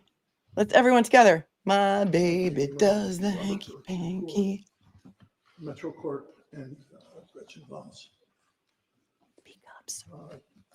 I've been here before, Your Honor, on a remarkably. Feels similar- like I've been here before. And Your Honor, at that time, made a Solomonic decision and said that 2 audio tapes minus attorney dialogue and off-the-record comments would have to be produced. And the one-on-one off-the-record interview between Gretchen Voss and Ms. Reed did not have to be produced. And the Commonwealth has simply made no persuasive showing as to why the decision should be any different now. The Commonwealth makes much of the fact that there are heavy redactions on the shorter of the two taped interviews. They refer to it as a 2-hour interview. Actually, it was a 1-hour interview according to the affidavit of Gretchen Voss, which had been submitted with our original opposition to the first motion. So it wasn't quite as lopsided as counsel is intimating. But in any event, the reason for the redactions is that the Commonwealth made a point in its original motion that it was not seeking anything but the defendant's statements, that it did not want colloquy of attorneys. It did not seek what the attorneys were saying. And it said that over and over in its original motion. Now it's suddenly changing the rules and says, oops, we've decided we want those after all. Didn't I leave that open for them though? Didn't I leave that open for them to come back even at the first trial? To come back and request it upon review of the first? I'm sorry, I didn't quite. I left that open for the Commonwealth to come back the first time even, right? The first trial. And we have here now a new trial. We have different attorneys presumed with today's motion on both sides. So why are we focusing on what they requested first and what's different than now?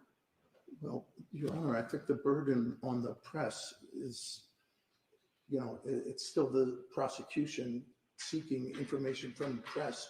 They've got a certain amount of it. They're now asking for more of it. And the question is, why do they need that more? They had made a determination at one time that in order to be fully prepared for trial, they only needed a certain amount. And they only needed did not need attorney's colloquy. And now they're saying the attorney's colloquy is central to what they need. They can't have it both ways. Okay, go ahead. The change of subject from one before and after a colloquy, he says, bears on the credibility of the defendant. But if the defendant contradicts herself in the course of an interview with Gretchen Voss, I fail to see how that has the impact of serving as grist for impeachment at trial. And one has to wonder whether this motion is really an effort to keep Ms. Voss off the stand and off from reporting, because she, in fact, has suffered, as Your Honor noted at the earlier hearing, from harassment. And Okay, we got like a bunch of people coming in late that want to know who's speaking. It is scrolling along the bottom of your screen for your convenience. Currently speaking is the attorney for Gretchen Voss in Boston Magazine. He will always be scrolling down there for your convenience. Forgot to do it before, but it's up. Your Honor noted in your order that the disclosure of the material sought would require her to divulge information that will hinder her ability as a journalist to assure sources that she will keep certain information confidential. That's what she averred. And her affidavit also details the harassment she's endured since the publication of her article, and her fear that if compelled to turn over the requested material, in particular the handwritten notes of the off-the-record interview, she'll be exposing herself to further harassment and endangering the safety of herself and her family. And Your Honor wrote, given the extraordinary public attention and scrutiny given to this case, Mhm. and her fears for her own safety and that of her family are no doubt warranted. And in light of the concerns set forth in her affidavit, the court concludes that the asserted damage to the free flow of information is more than speculative or theoretical. You said it was a close call, but given making the division, what I call the Solomonic division of providing some and limiting others, seemed to make sense. So what are they seeking now that they didn't have before? Well, in addition to seeking the redacted portions of the interviews, which Metro Corporation's counsel undertook time and expense to redact them to accord with what the subpoena as approved, what the subpoena as issued had asked for. They're asking now for the handwritten notes of Ms. Voss of a one-on-one off-the-record interview that she had with no attorneys present. Those are handwritten notes. There's no audio tape. They are partial notes. They are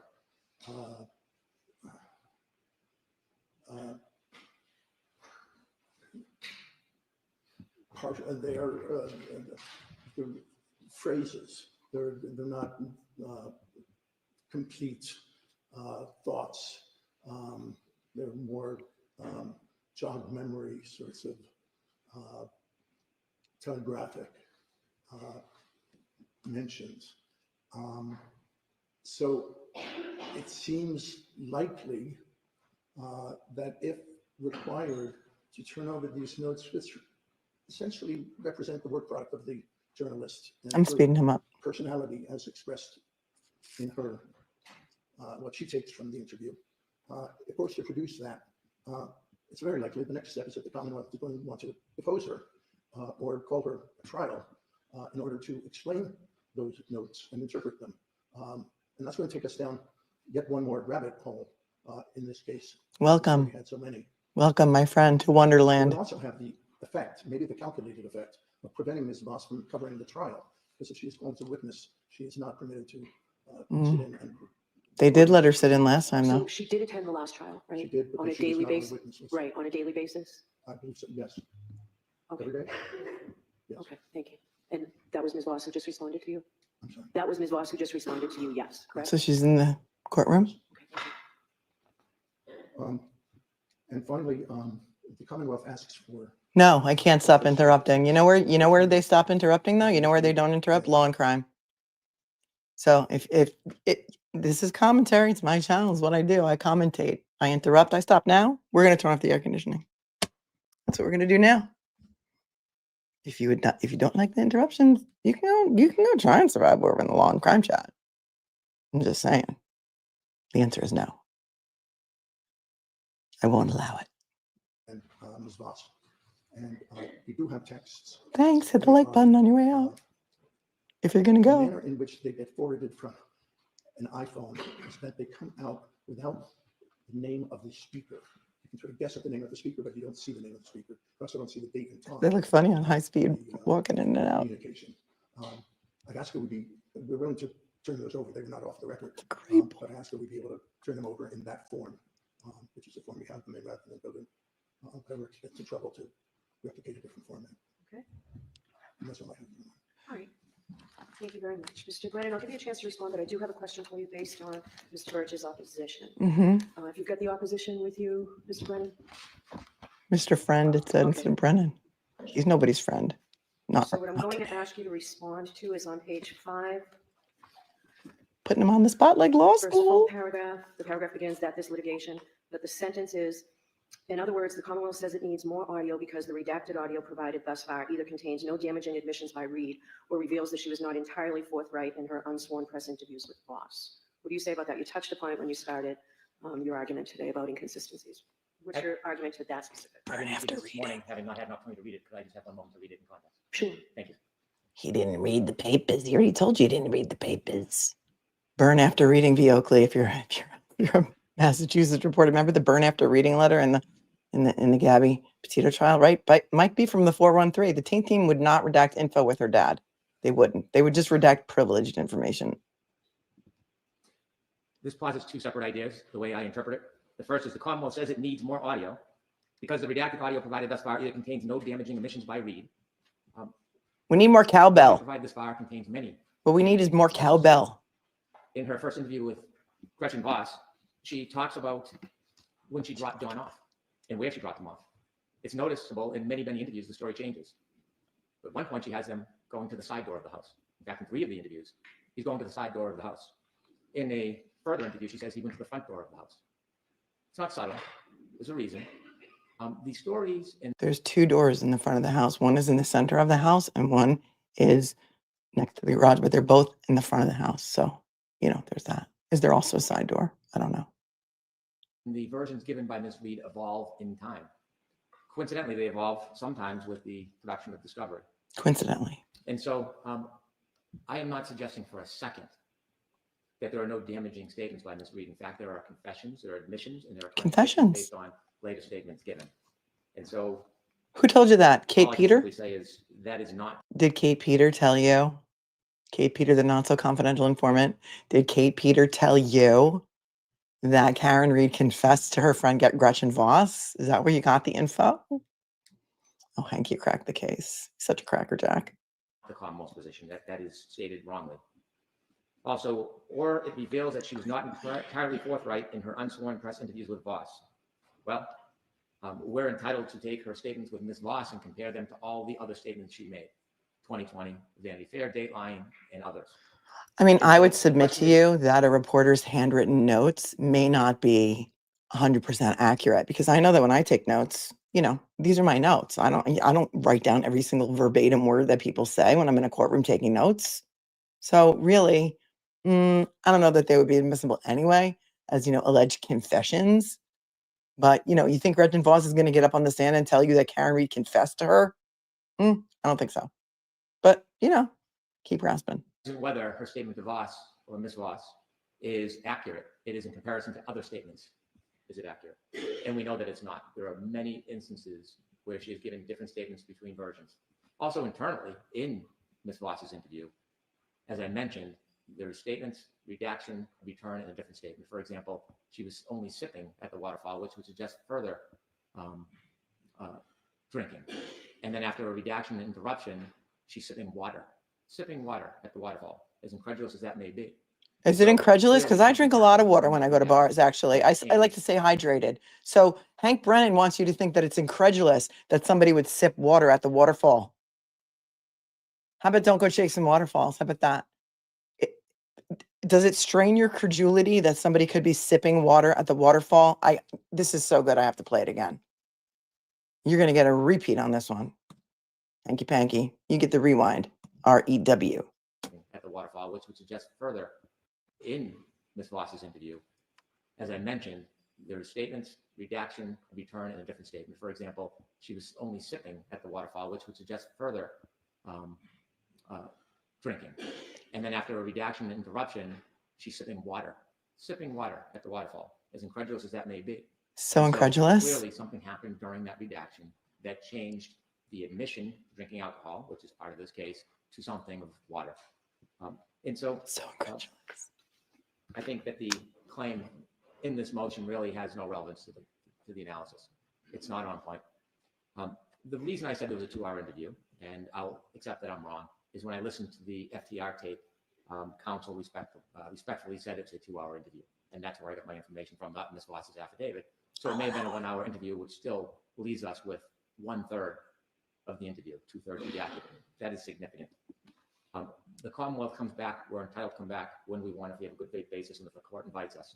We come back now after I've had a chance to actually listen to 6 or the 4 hours of interview, or you add them up, 3 hours and 40 minutes of interview. I've studied them, I've listened to them many times. I've ordered transcripts, I've perused the transcripts, I've compared the two. I've compared them to all the other statements. So time has now made these much more relevant than they maybe initially thought. I can't speak for the Commonwealth at that point. We're entitled to the full force of our proof. We don't have to just take some. We don't have to take a fraction. Just because it's inconvenient or uncomfortable for parties the government is entitled to the full force of their proof. In representing the people of this Commonwealth, I am pursuing the full force of our proof in every aspect because we're entitled to it. It is notable in the FTR hearing that counsel for Ms. Voss and for the publication said that the third interview they discussed in the parties, meaning the defense attorneys, the defendant, the defense attorney, the defendant, and Ms. Voss could decide to use that material. It wasn't that it was precluded or no one could ever see it. It's only if it helped them. And so he said that they agreed that if they wanted to, they could use that material. They just decided not to. Because they decided not to use incriminating information in their story, doesn't give them the power to decide who does and when they do. So we're entitled to the full force of our proof, and we're going to pursue it. We're entitled to all of these records, all this information. There is no legal argument against it. None. All right, thank you. So I know, Ms. Little, I asked if you wanted to say anything. I just give you that opportunity. Was there anything you wanted to add? Okay. All right, so that is taken under advisement. Of course it Now is. we have 3 more motions. I understand Mr. Albano is here, who will be filing an appearance if on all 3 or arguing all 3. But so Mr. Albano, you can come forward, sir.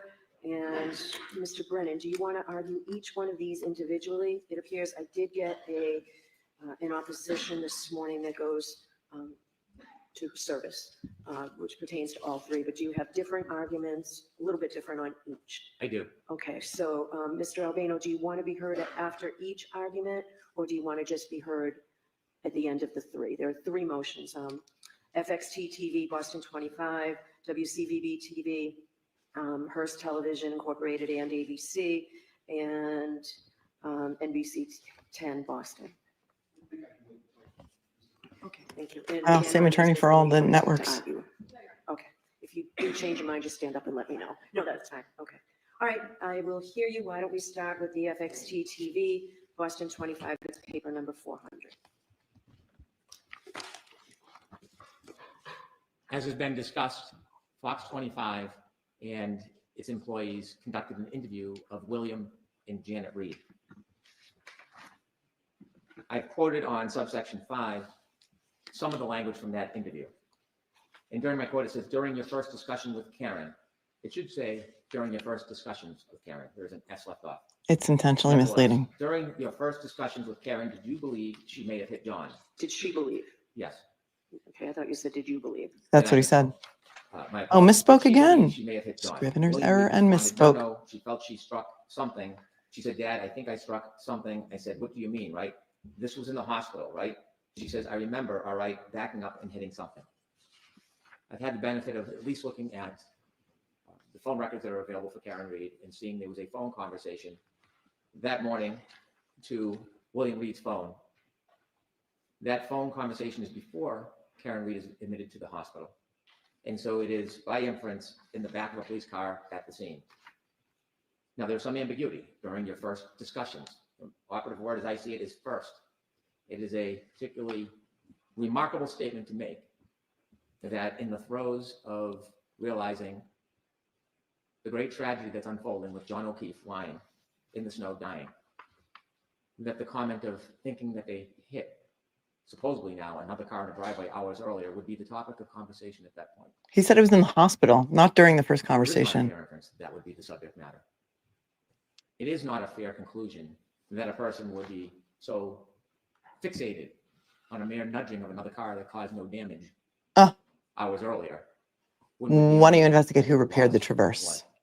Maybe you should investigate And that. so I think it is reasonable Maybe. to infer that that was Allegedly, actually not the perhaps. complete statement. The conversation lasted on that morning for over a minute, and there was certainly conversations after. Mhm. And so the defendant's father has, as he's entitled to, utilized media to try to sell a story to help his daughter. Sell a story? Didn't pay him And shit. during that airing, it is clear and obvious that not the entire conversation with William Reed has been provided. During these stories, oftentimes there is summaries to progress the episode much quicker. And so all of his statements, which may not be a lot, but all the statements to that employee of Fox 25 who did the interview should be discoverable so that this statement can be put into context. Some of the doctrine of completeness. We should know. Last I checked, they don't pay for interviews.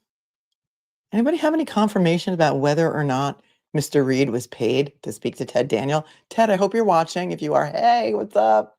Maybe you're in the courtroom. Maybe you'll see this later. Could you please tweet out whether or not you paid Bill Reed for his interview? Thank you. Appreciate you. We love you, Ted. By the way, we do. We love you. We know you're a good guy. We know you're a free Karen Reed. We think, maybe. I don't want to get you fired, you know. Know what the entirety of the conversation interview was so that we can assess this statement and draw the proper inferences from it. It is expected that William Reed very likely will be a witness at trial. He will be asked about this conversation. He may be asked about what else he had said. It will be impossible at trial then to try to produce the other statements that he has made to this network or this employee.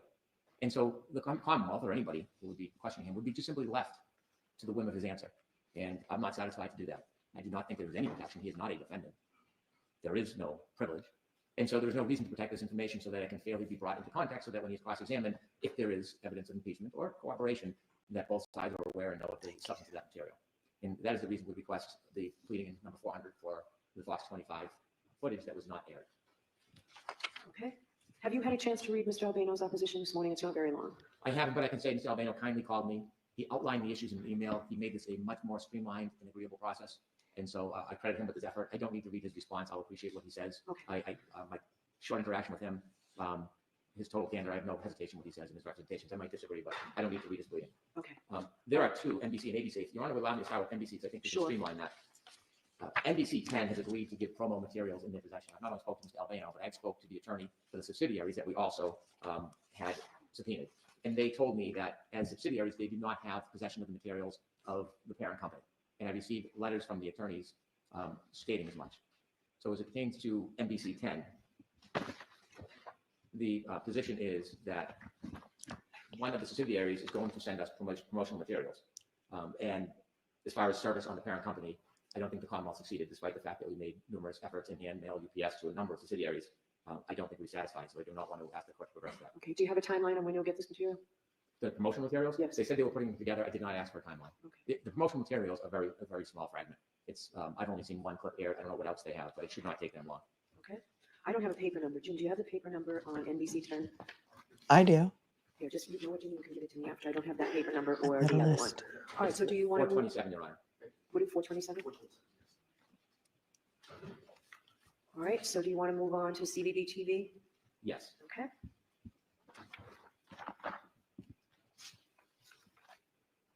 WCDB TV has been served, and they've notified that they're not in possession of the materials, have no control over the parent company, and they are not part of the company.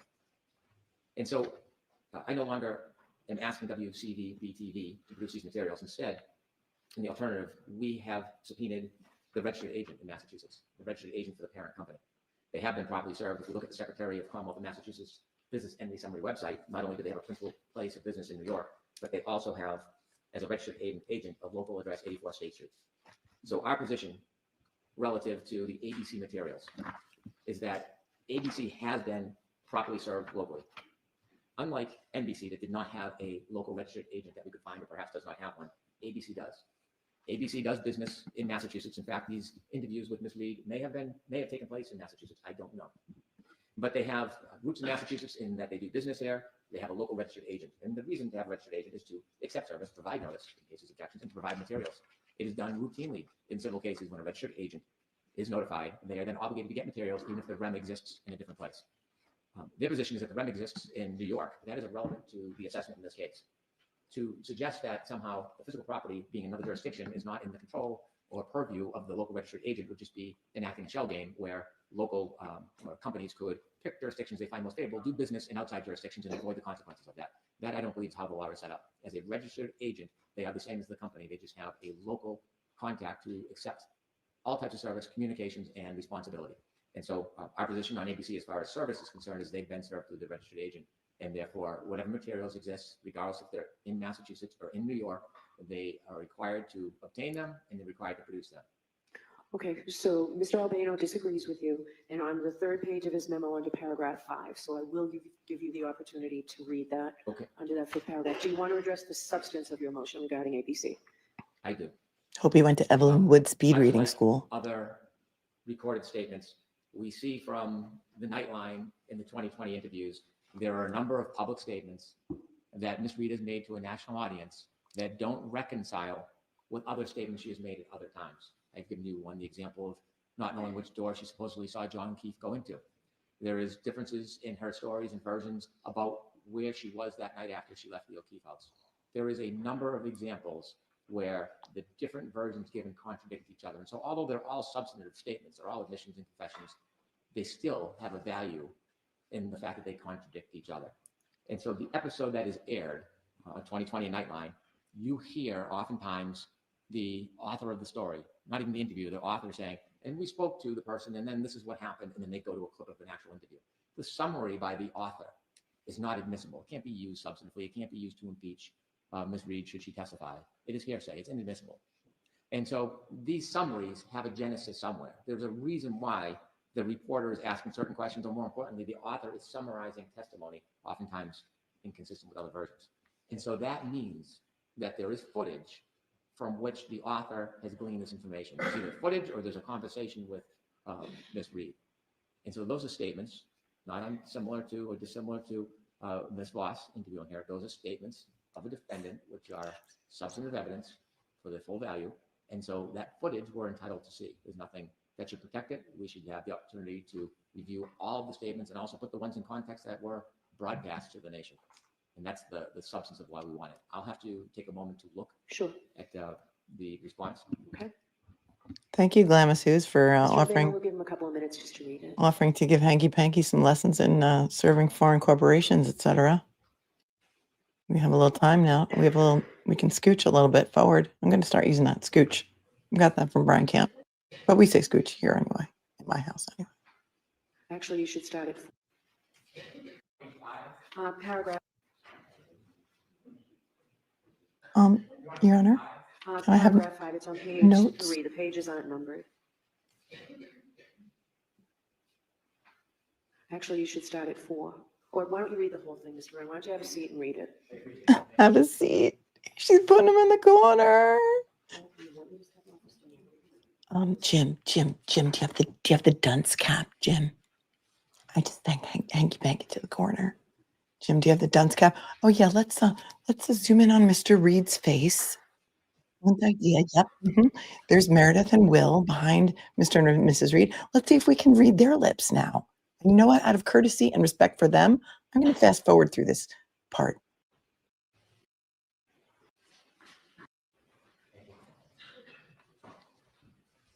Your Honor, our position is we. Sure. Thank you. Your Honor, our position is we disagree with that proposition. We are not trying to subpoena another state witness. We're trying to subpoena materials from a company, and although the company has a principal place of business in another state, by having a registered agent, we believe that gives us jurisdiction. I can understand the company would like to remove this to New York. There is a reporter's privilege in New York that is profound. It is not so in Massachusetts. Profound. Massachusetts, there is none. And so I see why it is the company's preference for us to go to New York, to use New York law, but I don't believe that's the case. I believe as a registered agent that we have an entitlement to subpoena them here, and we follow Massachusetts law. There are a couple of cases in the memorandum that I'm not aware of. I think it would be prudent for me to research and shepherdize. Shepherdize has entered the chat. To allow me to shepherdize. When's the last time you used that word, law students? Do they still say shepherdize? I want to recognize and acknowledge it. But I'll give you that opportunity, but I will hear from Mr. Albano today. Thank you, Terry. Thanks for the compliment. I'll take it. I'll allow it. We can subpoena in Massachusetts to the registered agent, and that entitles us to the material. So that's the way. Thank you. Okay. Thank you. All right, Mr. Albano. Come on, Mr. Albano. He's a very apparently cases I cited, just to be clear, renowned. They address the Uniform Act, entertainment lawyer, which Your Honor dealt with last year. They don't address the specific issue the Commonwealth has raised, which is, okay, you have a registered agent, we serve the registered agent, does that trump the Uniform Act? I have to say, I did not find a case that dealt directly or even indirectly with that. But here's why I believe the service issue does not override the Uniform Act. First of all, we're dealing with a statute. Statute talks about a witness in another state. There's no dispute that ABC is a foreign corporation with a principal place of business in New York. Now, the analogous areas I thought of was, okay, let's say someone wanted to sue ABC in this court. Yes, they could serve them. What just happened? Why did they freeze up? Freeze game on point. Did law and crime freeze up? Get an We're a little order, bit behind. uniform case. And that just generally explains how this Uniform Act works. You go to the Superior Court here, you get an order, you travel to New York, and New York decides whether the subpoena will issue. The second It's called case, long-arm in jurisdiction. contempt or something like that, was the SJC saying, by the way, the receiving court, and in that case, Massachusetts was the receiving court, we don't just rubber stamp these if there's a privilege issue in our state. And so that's what tells us that if this court issues us an order under the Uniform Act, Commonwealth travels to New York, the New York court then decides, does it enforce it, or does the privilege that exists in New York, is that privilege dispositive?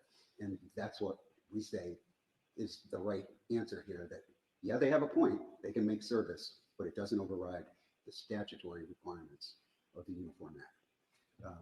And as to the other, I think things are pretty much under control with the other motions. WBTS, which is NBC 10, has previously published those promotion ads for the show, and they say, well, no, they've already been out. Fine, we'll get you copies, and that's what I've been told by the client as well. WFXT, which unlike ABC is here, Right. Does have some raw footage. The station's position is that if Your Honor decides under the Rule 17, John's dad was there earlier. yes, this footage is relevant enough to come within the Rule 17 scope, then WFXT will produce that information. I do expect it will already be published before, so the unpublished I do expect won't be unpublished He's a anymore, slow so they'll probably talker. be in a position where they're simply turning over published information, Okay. not unpublished information. Good luck, I don't Amy. think that, so I think WBTS and WFXT are effectively resolved. Do you want to respond, Mr. Ryan? Thank you, Mr. Albino. I'd just like to give one example that I'm sure you've thought of, and we see it often in tort law. Tort Law law. is a foreign company. Torts have entered the chat. Place of business is in Texas, and there's an accident here in Massachusetts. And I'm requesting as part of my litigation corporate materials. I do not have to follow the Uniform Act to go to Texas or litigate in Texas under Texas law, because the company operates also in Massachusetts, as does ABC. Oh, there's Kimberly Fair. For anyone out there in the Twitter universe, the cesspool of Twitter, this woman right here in the center of your screen, AKA Andy Dufresne on Twitter. She may or may not have terrorized you.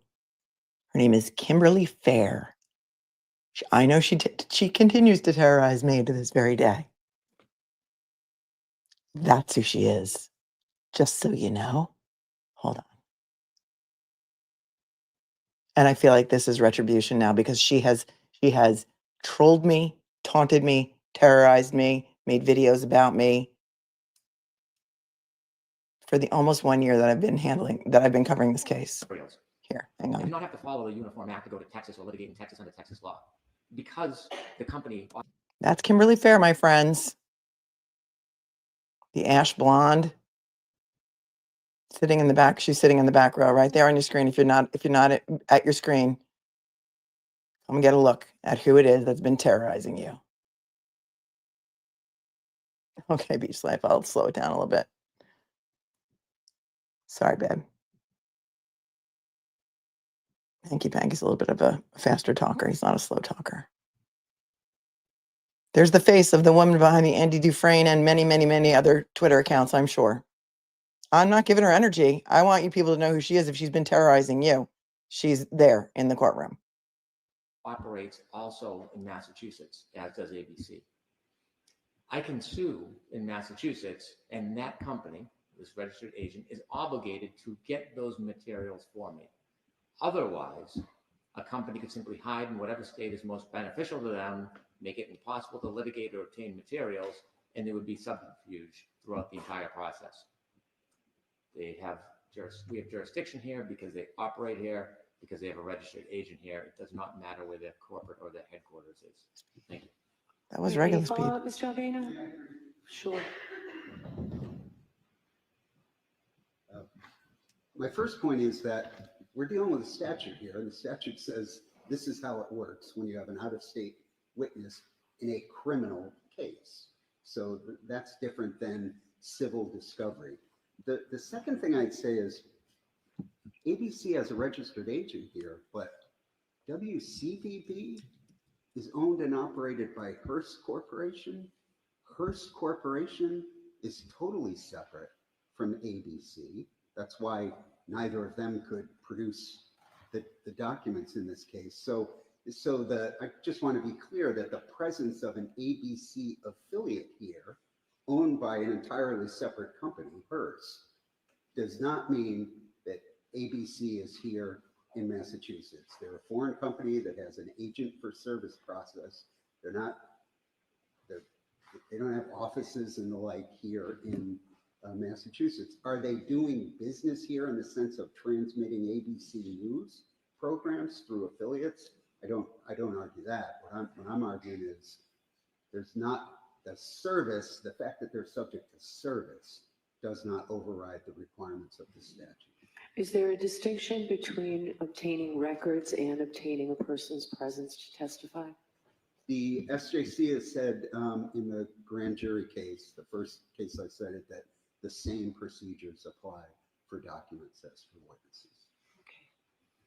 Thank you. All right, thank you. So those are all the Rule 17 motions we have. Am I missing anything? Those are all the Rule 17 motions. Right? All right, so we have some housekeeping matters that I just wanted to check on.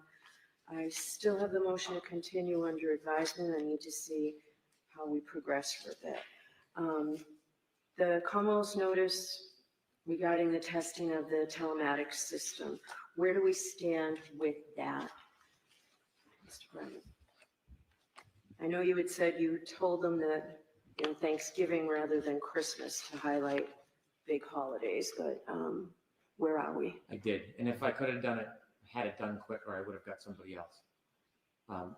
I have spoken to my expert numerous times. He has coordinated with the defense expert. They are heading to Texas on December 2nd. Okay. On December 2nd, they're going to test all of the chips, and there's an SD card that we expect has information on it. And then they're both scheduled to travel back to Massachusetts for December 5th. Okay. And they're going to do what's called the chip on, where they take the chips, the SD card, they reapply it to the boards, they put it back in the modules, and they put it in the actual car because there's different software which will give it Chip on, chip off. And so after the December 5th event is done, I've asked my expert if I could have all results within a week. I have an uncertain response. Promise to do his best, which really doesn't give a lot of meaning, but my hope is within 7 to 10 days. Okay, thank you.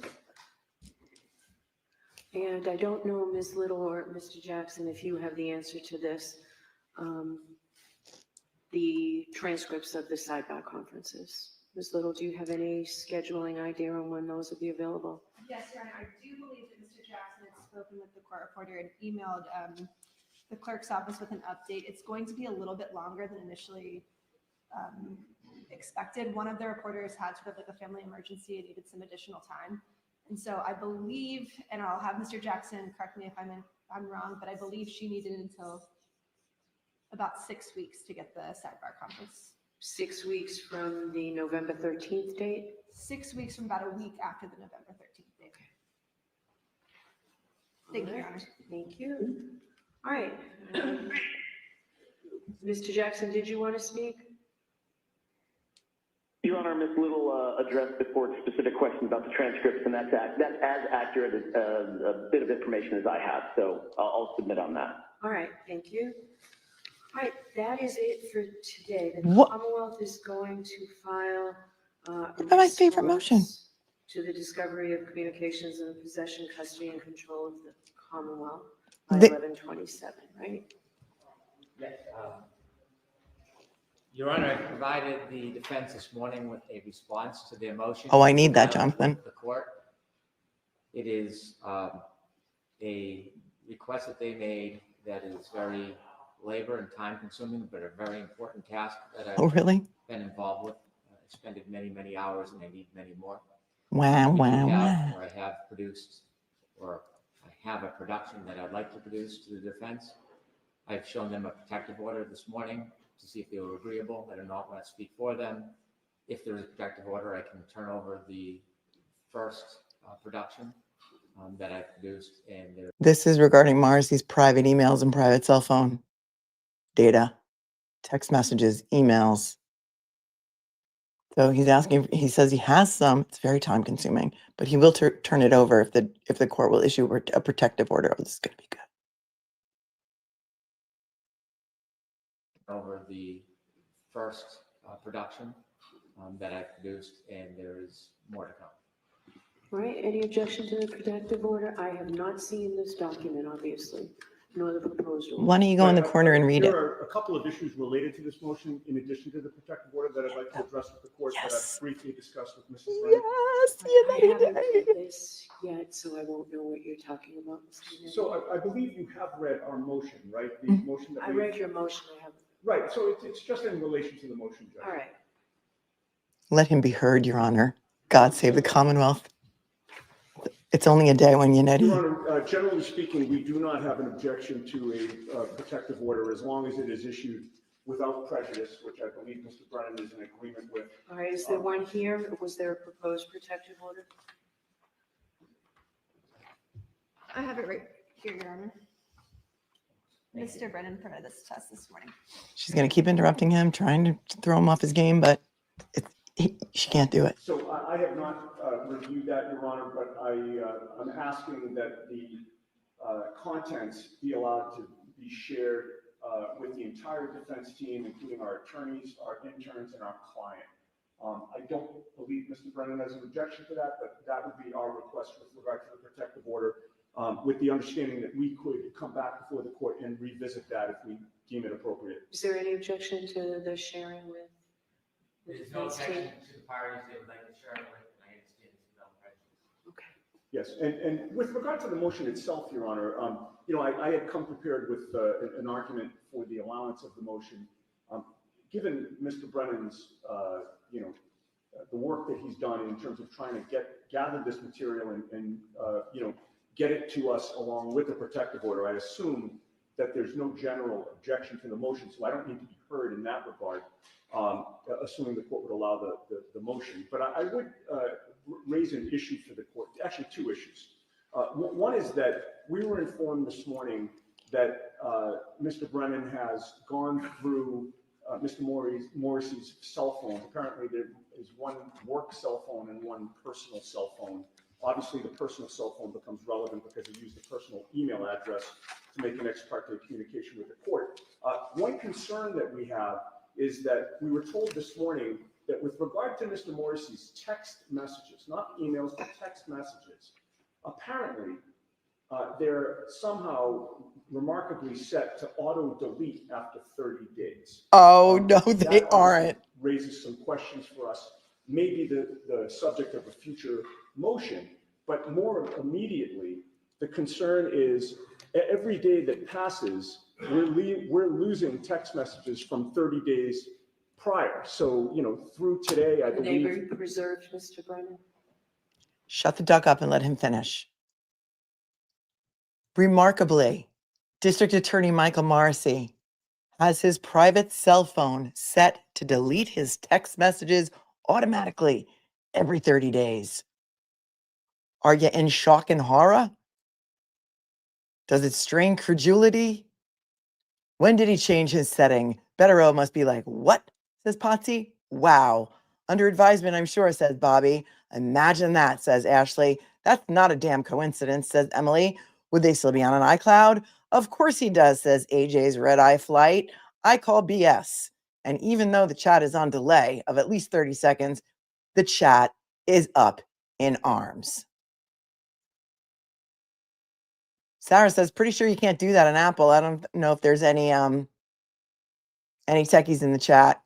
Wonder who told him to do that. Surely these messages can still be retrieved somewhere, says Zell. Stephanie Sweedler, who is an attorney, says cheater setting. Welcome to the Massachusetts judicial system, friends. Killing me softly. Auto delete a public official? Yeah. Yeah, Bob Weir. Bob Weir's here. Bob Weir's here. Give me a song lyric. You know it's going to get stranger. So let's get on with the show. Let's go. Because guess what? Guess what? Now, Mr. Brennan, we're not going to trust you to go through Mr. Marisey's phone, Mr. Brennan, and hand over what you think is relevant, discoverable, and important here. Now we're going to need to go to the source, Mr. Brennan. We're going to need to go to Apple or Google or from wherever, because there's still a way to find it. So there. They're going to have to get it from the source. Let's roll that back. Let's roll it back. Wow. This is one of the bombs. Raises some questions for us. Maybe the subject of a future motion, remarkably set to apparent to Mr. Morrissey's text messages, not emails, but text messages. Apparently, they're somehow remarkably set to auto-delete after 30 days. That obviously raises some questions for us. Maybe the subject of a future motion, but more immediately, the concern is every day that passes, we're losing text messages from 30 days prior. So, you know, through today, I believe. Can they be preserved, Mr. Brennan? I've been preserving them since I started the task last week. Since last week, he's been preserving them. Yes, that deals with that issue. So the only remaining issue, Your Honor, is with regard to the searches that Mr. Brennan ordered conducted or conducted himself. He had searched for all emails sent from Michael Morrissey's iCloud personal email to any emails that had a JUD in the suffix of the email address. Okay. The significance of that is? The significance That's the government is, email. That would supposedly capture any ex parte communications with members of the judiciary or the clerk's office, and I appreciate that effort. However, we think we assert that it's insufficient. We believe that searches should be done of his iCloud email for the name Reed, spelled R-E-A-D correctly, or Reed R-E-E-D, which is how Mr. Morrissey typed it in his ex parte communication with the court. We don't know if he did that for the purpose of avoiding a FOIA request or if he just misspelled my client's name. But we believe there should be a search for both of those spellings. And in addition, we also believe there should be a search of his email address, the personal email address, for the names of the relevant witnesses. And we can get. Wait, I would also submit you search R-E-I-D. R-E-I-D. Maybe he switched it up a little bit. David, are you listening? We're even a little bit behind here. Yeah, we're onto your games, Marisey. We're onto your games. We saw how you spelled her name in your email to the judges when you were trying to strong arm them to get Christopher Albert his restraining order. Karen Reed, R-E-E-D. Thought you were being smart and tricky. Yeah, no, they're onto you. And not only do we want you to search you for that, we want you to search all the witnesses' names too. Albert, McCabe. First names too. For both of those spellings. And in addition, we also believe there should be a search of his email address, the personal email address, for the names of the relevant witnesses, and we can give the court a list, for the names of all judges who have sat on this case. Yeah. Including you.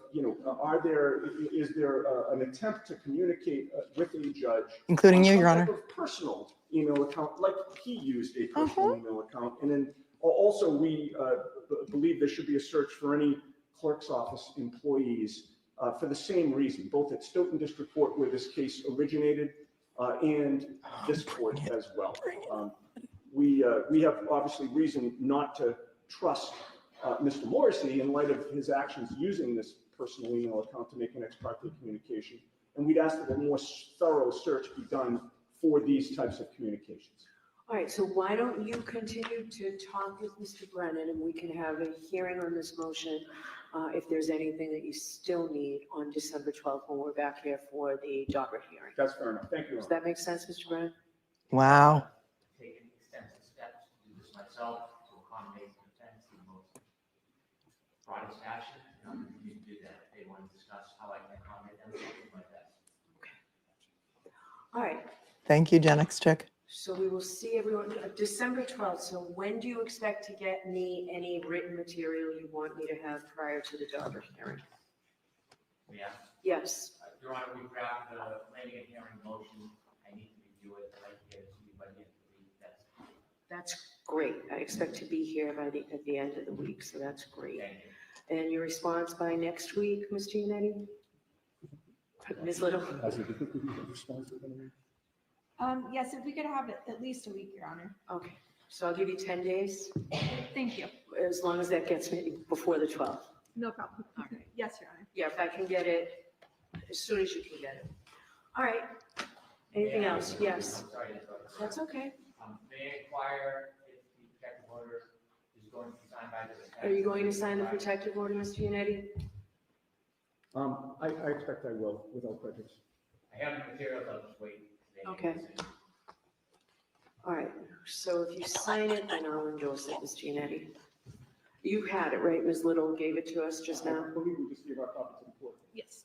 All right, so this is the one that needs to be signed, and I'll endorse it.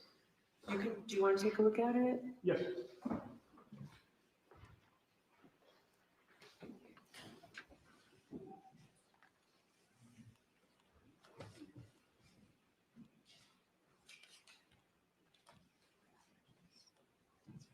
Is that better for you now, Tracy, that I stopped talking? Is that better for you now? They want a protective order on all of the stuff that he's turning over with regard to the emails that he already got, that he already culled from Marisey's email and Marisey's text messages, so that they can only share it amongst their attorneys and their defendant. So he's got some stuff that he's turning over.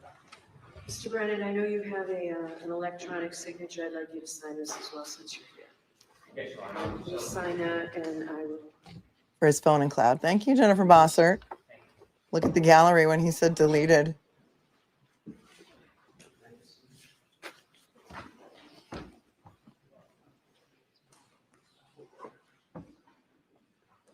Patriotic in the chat with her whole entire family. Okay. Anything else? No, thank you, Your Honor. No, thank you, Your Honor. All right, thank you, and I appreciate counsel and the third-party record holders coming in today. 12/12, 9 a.m. All rise for the court, please. 12:12, 9 a.m. Let's watch the walkout. You are muted. Thank you, Midnight Mike, for the 10 for thanking me for making you laugh yesterday. Thanks for the 10. Dawn says, yes, you can. On Apple, I have my iPhone set that way. I do believe it stays on the cloud. I'm not a techie, so I don't really know. Gen X Chick says there are Apple community threads about deleted chat messages sticking around in iCloud and other devices, even if you delete messages or auto-delete messages.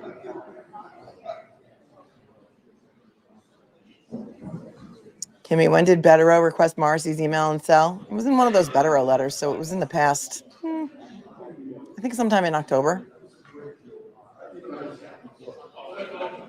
Look at the gallery when he said deleted. I'll have to go back and do that later. Romy says, in my 20 years of corporate litigation, not as an attorney, Hank is flat out wrong. Thank you, Romy. Hanky Panky, I believe Officer John O'Keefe's dad knows the truth. He's too old and too tired to go against his family. Getty's tired. He's also heartbroken. Thank you. You're an RN of 40 years. If I'd like to talk, you can always shoot me an email if you have something you want to tell me. That would be great. Loudmouth, thanks for the 10. My blood pressure is 208 over 132. I took a blood pressure pill. Take care of yourself, Loudmouth. Romy's popping in to say hi with a 10. Thank you so much. Rage listening at work. Hanky Panky again. Mark Brennan. Do you have children? Would you protect them if you knew the truth? Of course you would. Such a Mark. Thank you again. Elizabeth. Karen talking to her dad. You know, the man that she calls 6:30 in the morning. And, you know, Hank Brennan wants us to believe that it is so outside the realm of possibility that a 40-something-year-old woman might call her mother at 1:30 in the morning. It's ridiculous, he said, or something to that effect. That's right, Elizabeth. Thank you for the 5.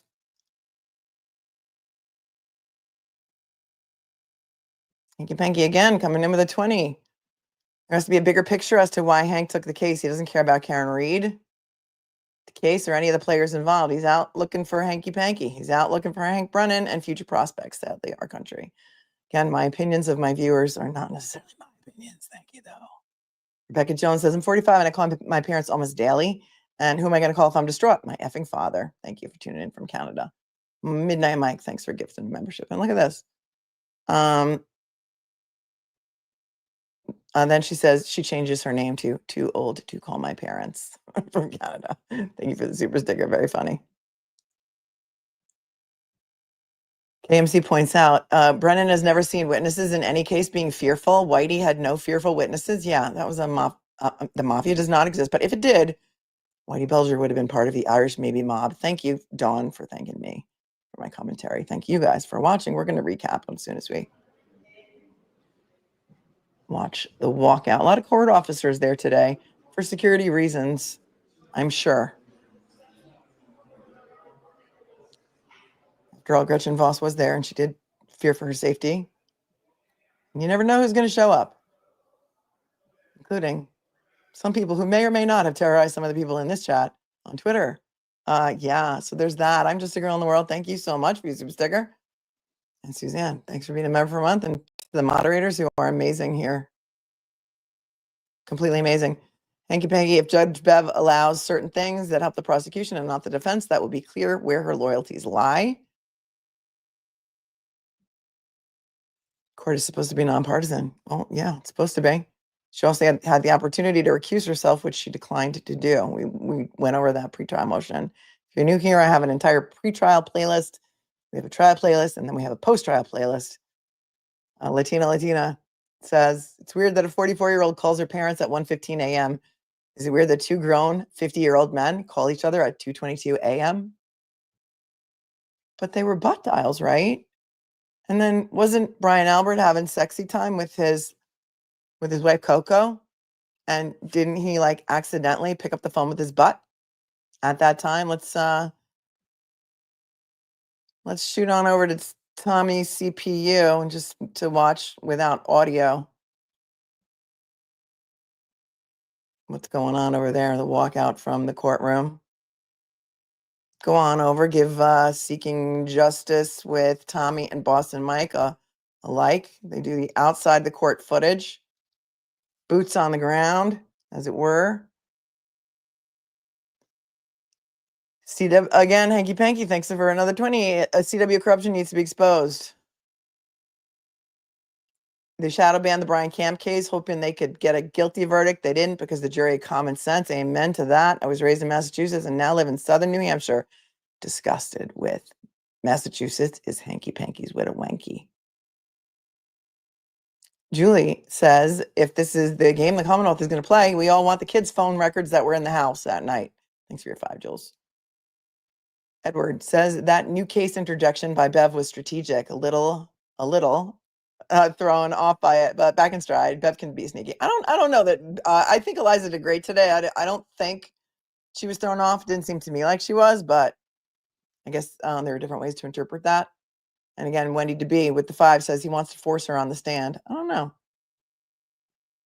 I don't know. Hanky Panky again. Big donor today. Karen Reed is the epitome of absolute corruption. This case, you mean. Hank Brennan's looking for future power. Don't be confused. Brian Camp case was an example. Truth prevailed. Yes, it did in the end. And Amy.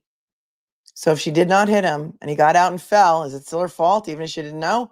Commonwealth reaching. Is this what he's saying now? He's saying that, he's saying point blank, this was from earlier, but point blank that she hit him with a car and left him there. And he's going to prove it by getting into her parents' cell phone numbers. And somebody changed their name to Brennan's fishing pole, which I thought was hilarious. So I kept it up.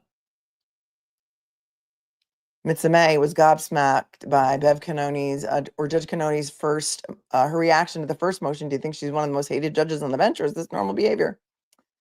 I mean, I'm not going to opine on that, but you can all, draw your own conclusions. Many judges, have their attitudes depending on the day.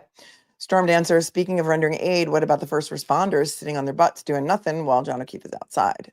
Yeah, you mean the ones inside the house. Thank you, Storm Dancer. Kirsten, formerly anti-Bev's verdict form until I guess she finds a better name. Here with Melanie for Karen always, but looking at Bev, X-rated media lawyer daddy will be on notice today. And little whittle baby hairs, Lally's whittle baby hairs says, thanks for loving my look, my new look. Hey, Goodmans, thank you. Happy Thanksgiving. Hi, Mr. G, says Mrs. G. They try and outdo each other every stream. They're amazing, and we love the Goodmans. Everyone say hi to the Goodmans.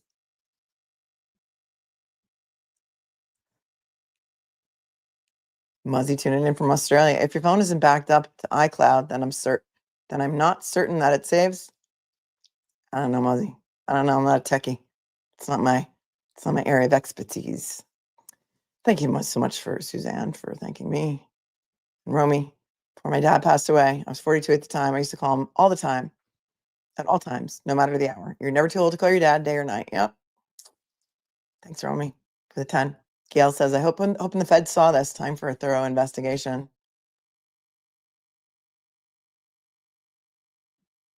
Dawn says, when my parents were alive, I called them all the time, no matter the time of day. Mozzie, I love that you're a cupcake as well. Cupcake snark. Well, Hank Brennan said a lot of things today that a lot of you disagreed with. You'd be incredulous that she would sip water at the Waterfall bar. Incredulous. That's why he needs those notes from Gretchen Voss, because Mr. Brennan wants the court to believe that he believes that. Yeah. I can't listen to that. Oh, look at the court officer. Like, oh, no, you're not going to film. Or no, that looks like an actual police officer. No buffer zone today, so you can wear your pink free Karen Reed sweatshirts and nobody can arrest you. Maybe. I don't know. We may see some arrests. Hard to say. Essentially, nothing was ruled on today. Everything was taken under advisement. Big shock. Not. But the big shocker of the day was that when Mr. Brennan decided to look at Michael Marisey, District Attorney Michael Marisey's phones to start turning stuff over from his private email and private cell phone. They have receipts that he was communicating with judges ex parte from his private devices. It was discovered that Michael Marisey had his texts set to auto delete every 30 days. So that's fun. They may get to make a motion to the actual provider, iCloud provider. But he also wants them to search, in addition to searching Karen Reed, R-E-A-D, wants them to search R-E-E-D, and I also suggested perhaps R-E-I-D, as well as all of the names of all of the witnesses in this case. So Mr. United said he would give a list of the witnesses to Hank Brennan if he wasn't familiar with their names. He also said that he would like them to search all of the judges' names that have ever handled this case, including their personal emails, since it's been shown that Michael Marisey cannot be trusted. And he did not mention the judge sitting on the bench, but we all know that's exactly what he meant. She is currently assigned to this case and has been for quite some time. He all wants the account searched of all clerk personnel because, as it was shown, Michael Marisey was also copying clerks on those emails. So there's that.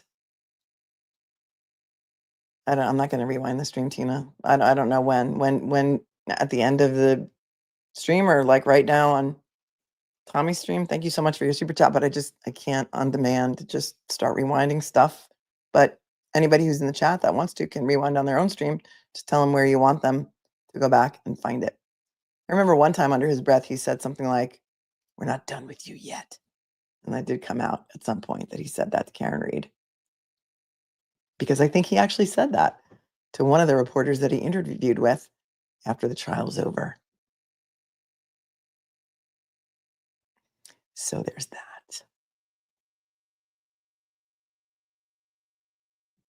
Why did Karen do all those interviews? Especially she's fast speaking, direct, and lack concentration. It was a big mistake of her. I don't know. I don't know if I would have let my client do it. I think she's somebody who wants to tell her story.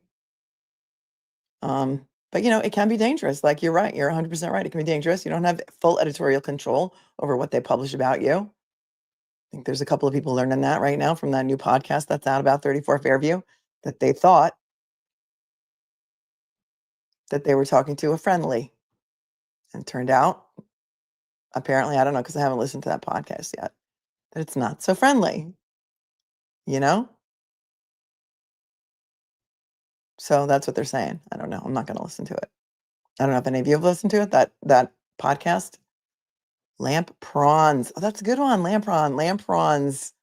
Excellent. The name of that case, in case anybody wants to look it up, is Lampron. That is the Lampron case that the judge keeps referring to constantly. Excellent. Love you right back. It's terrible. Don't bother. If anyone who ambulance driver says, referring to that podcast. No, the attorneys came in for Boston 25, ABC. No, she didn't rule on any of that stuff. They're trying to argue jurisdictional issues. She doesn't want to hear it. We also, here, the first thing that happened was Robert Alessi. Defense firm wants him to come in as part of the team from New York. He's, okay, guys, so if you guys want to go back, you can rewind. Thank you, Tina. To when Paul left the courthouse and see if you can figure out what he said, or at the end of the court hearing.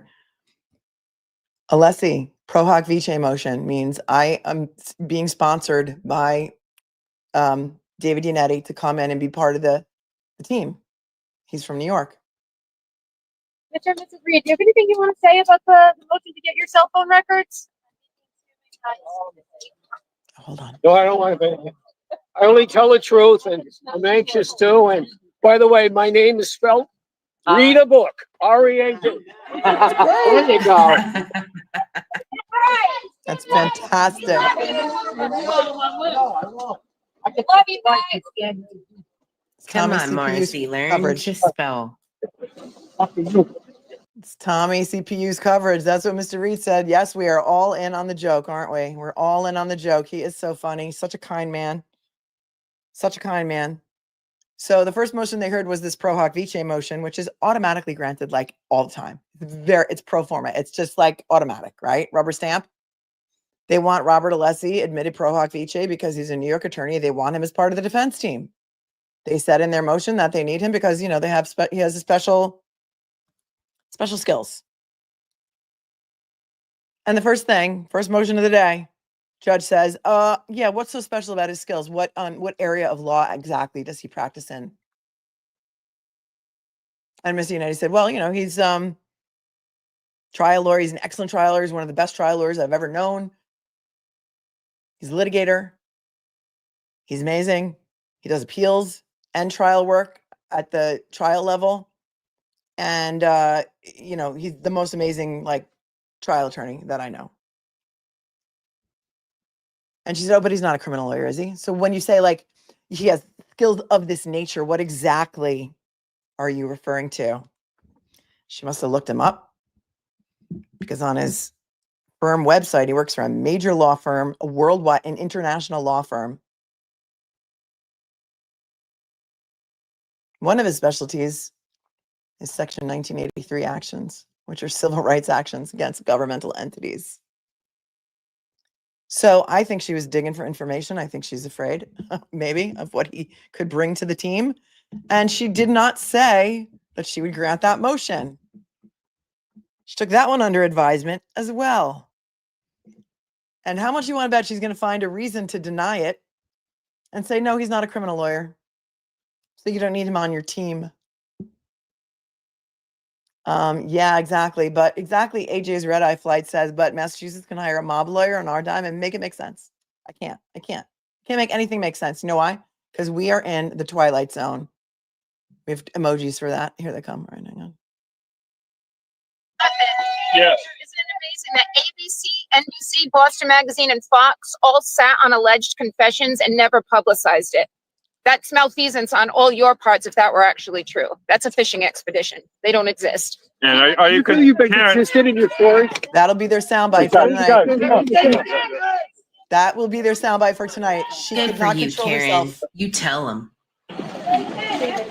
She could not control herself, and I'm gonna let her say that again because that's gonna be on every single channel tonight, my friends. Clip it.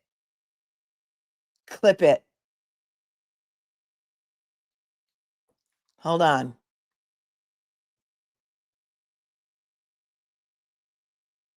I'm going to allow it, Jonathan. I'm going to allow it because she's absolutely 100% right.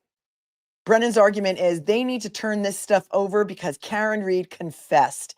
Karen Reed confessed to Gretchen Voss. And that's why, Your Honor, that's his good faith argument. That is why, Your Honor, you need to direct them to turn over all their private reporter notes because Karen Reed confessed to Gretchen Voss. Let's hear the soundbite again because you're going to see it everywhere tonight. It'll be on Twitter within 3 minutes. Jonathan. Yes. Isn't it amazing that ABC, NBC, Boston Magazine, and Fox all sat on alleged confessions and never publicized it? That's malfeasance on all your parts if that were actually true. That's a fishing expedition. They don't exist. And are you consistent in your story? That's right. That's exactly what he was Good for you, insinuating. Karen. You tell them. That is exactly what he was insinuating. Considering the marks without separation. Oh, wait, let's hear How's what. that impacting how you guys? Quick question. Good for you, Karen. You tell Hey, them. let's hear what the reporter's saying too. Quick question. The judge not making a decision on the trial date. How's that impacting how you guys are prepping? Well, we're just considering the marks without separation. We're going to be able to handle whatever comes our way, but we really hope that you'll fulfill the request. I think both sides realize it's in the interest of justice, so we're hopeful. Is there any chance you meet halfway and it's not April, but it's, I don't know. Always a possibility. That's what happened last time. Oops, sorry. Just the thoughts about how all these sorts of things go. I really don't have any thoughts. Nothing went, that good job, Liza. Didn't expect. Just working through the issues. There's nothing, no bombshells today. No bombshells except the one you laid on us. Next, we have an evidence hearing on December 12th. The auto delete. And there should be witness testimony at that point, probably more lengthy than today, I would imagine. How soon was you see the trial? Well, we have a trial date right now in late January. We're hoping that it's pushed off, but we shall see. Mr. Unetti, what do you think they're fishing for in this fishing expedition? That's a question that's better directed at the Commonwealth. Yeah. We believe they didn't make the appropriate showing and that the motion should be denied, but it's in the hands of the judge now. Thank you, guys. Okay, see you.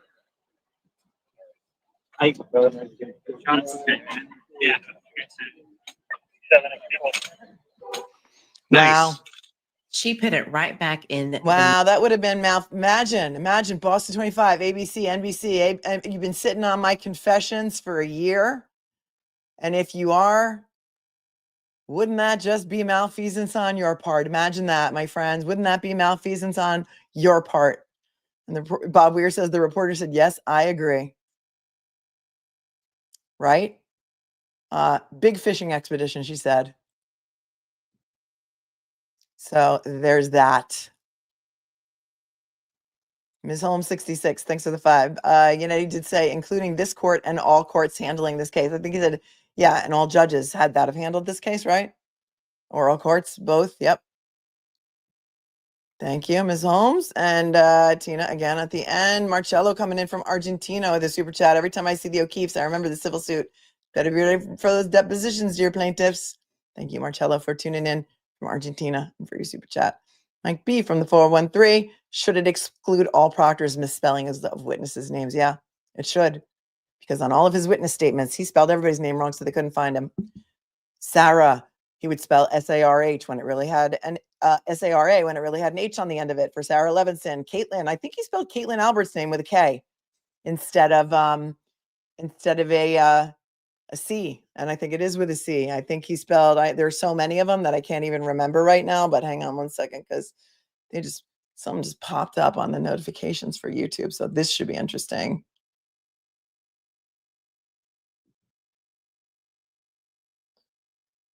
Oh, well, it's 18 minutes. And their title is Commonwealth. Karen Reed, quote, knew she did something terrible. And they've got like an 18-minute clip of the hearing. Special prosecutor Hank Brennan urged Judge Beverly Cannoni to grant prosecutors access to Karen Reed's parents' phone records. Karen Reed is accused of killing her boyfriend. Boston Police Officer Judge Anoki, her attorney, claims she's being framed by a corrupt investigation. Oh, I can't wait for Julie Grant to cover that, because Julie Grant hates Karen Reed. Yes, it should include all of the misspellings, I think. So long, farewell. Auf Wiedersehen, good night. Oh, yes, when we were talking about that Twitter troll, and somebody said hate cells. You know what else is like the word of the day? Schadenfreude. Schadenfreude, which means satisfaction or pleasure felt at someone else's misfortune. Schadenfreude. Since you brought up German, just reminded me. The emotional experience of pleasure in response to another's misfortune. Schadenfreude is a German word that combines Schaden, which means damage, and Freude, which means joy. The concept is common to people across cultures, but some languages do have comparable words. Try and work that into your everyday conversation, friends, because a lot of the people that are on the periphery, let's say, of the Karen Reed case love to just create misery. And they live for other people's misery. Thank you, Mrs. Bucket. RL, happy Thanksgiving to you as well. RL, thank you so much for the 20 cupcakes and all mods. I appreciate you, all you do, and the great snark tank we have. We do have an amazing place here. Cyber Chick in Boston, thank you for the 5. Cybersecurity professional for over 25 years. They can definitely access them, says my Cyber Chick from Boston. Well, if they were competent. So you're saying you could access them, Cyber Chick, right? Thank you. Karina, name for a Bob Dylan song. Say it loud and proud, Karen. You got this. Thanks for hanging out for 9 months with me. Thank you, Panky. Judge Bev should be afraid. If she doesn't allow it, it's going to be very bad for her. And then says Judge Bev should think long and hard about her decisions. Thoughts, comments, concerns before we wrap it for the day. We've been here for 3 hours. I appreciate each and every one of you. I love you all with all of my heart. This has been quite a ride. Actually, I had sent Glare the link, so let's just give him a minute and see if he was going to pop in here to give us his thoughts from inside the courtroom. I'll give it another minute if he's out there somewhere. Glare, can you hear me? Yeah, Anthony, Karen did light them mics up. She sure did. Oh, yes. Oh, yes. Oh, yes, she did.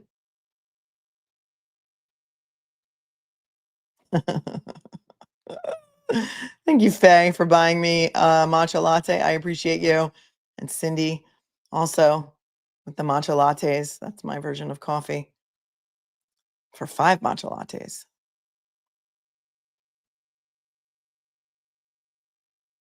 Cindy, for my passion and fight for justice. Thanks for covering this. Thank you, Faye. Thank you, Faye. And for an anonymous supporter who donated 5 matcha lattes as well. Yeah, goodness. You can't make this duck up. You can't make this duck up. I do not know when Brian Attorneys will be on.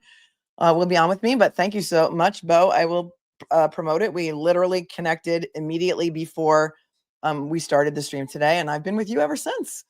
So we have not been had an opportunity to speak, but Brian Camp's attorney and I have connected, and he has said he would love to come on the show. So I'll set it up. I'll give you guys notice. Thank you, Marisey's iCloud, for the 20 on Venmo. I appreciate you so much. As always, one of the greats, one of the OGs.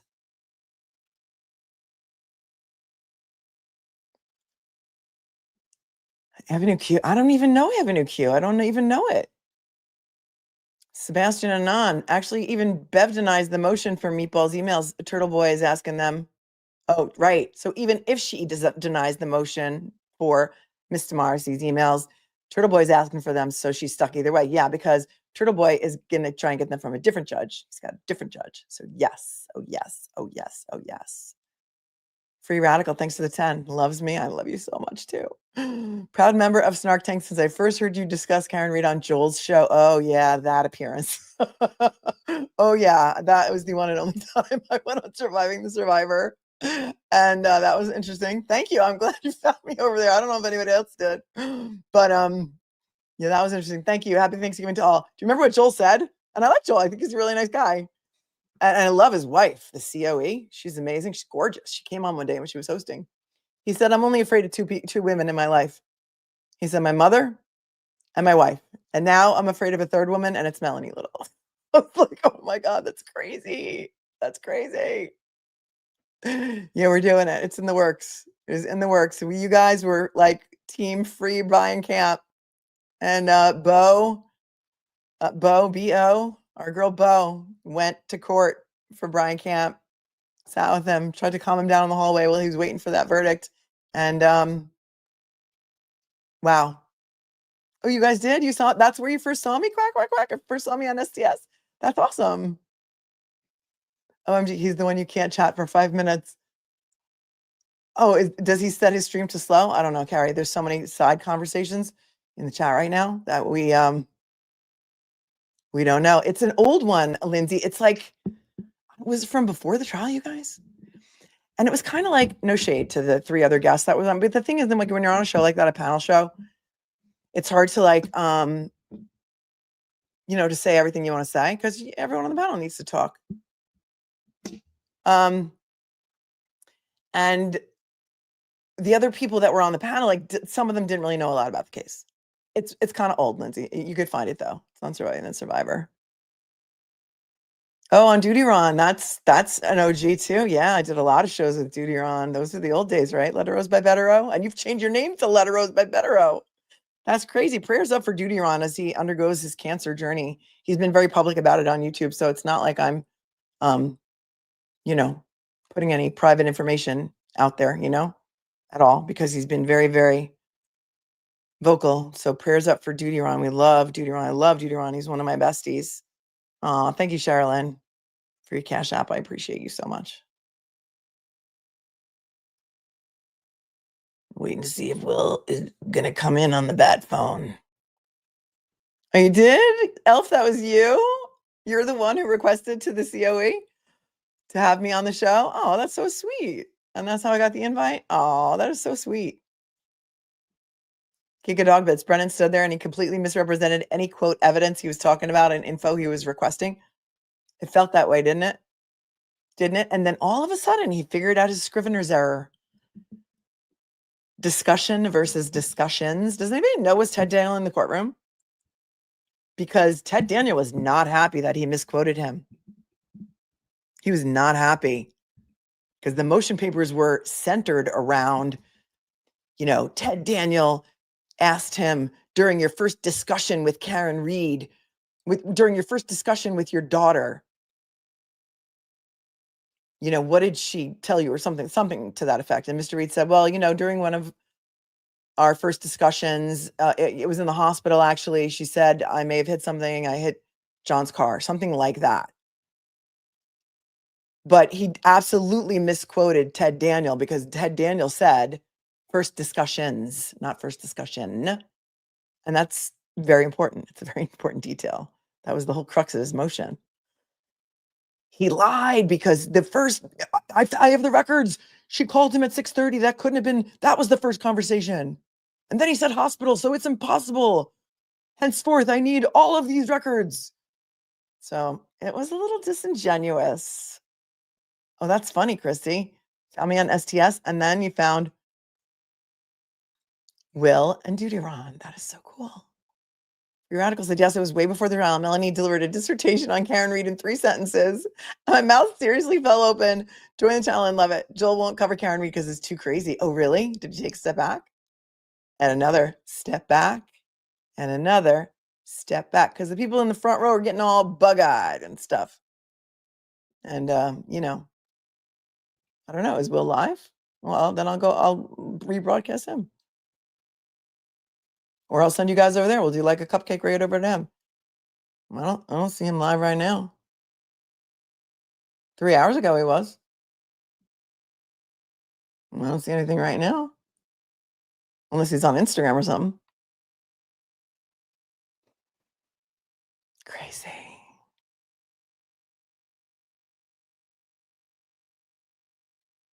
Yeah, I don't know when he had Wendy. No, I don't know.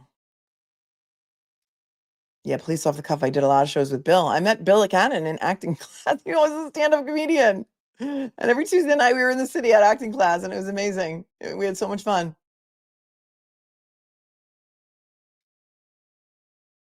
So much fun. All right, I guess he's not coming over. So I don't know where he is. Where do you guys want to go cupcake raid? Let's just see where we can go and send you, because that's what we do.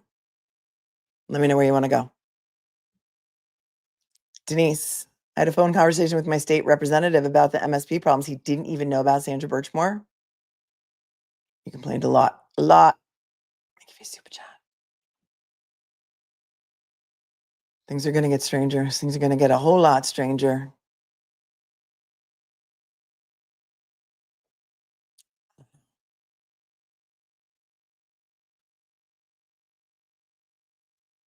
Want to go to top? Let me see where we can go. Hold on.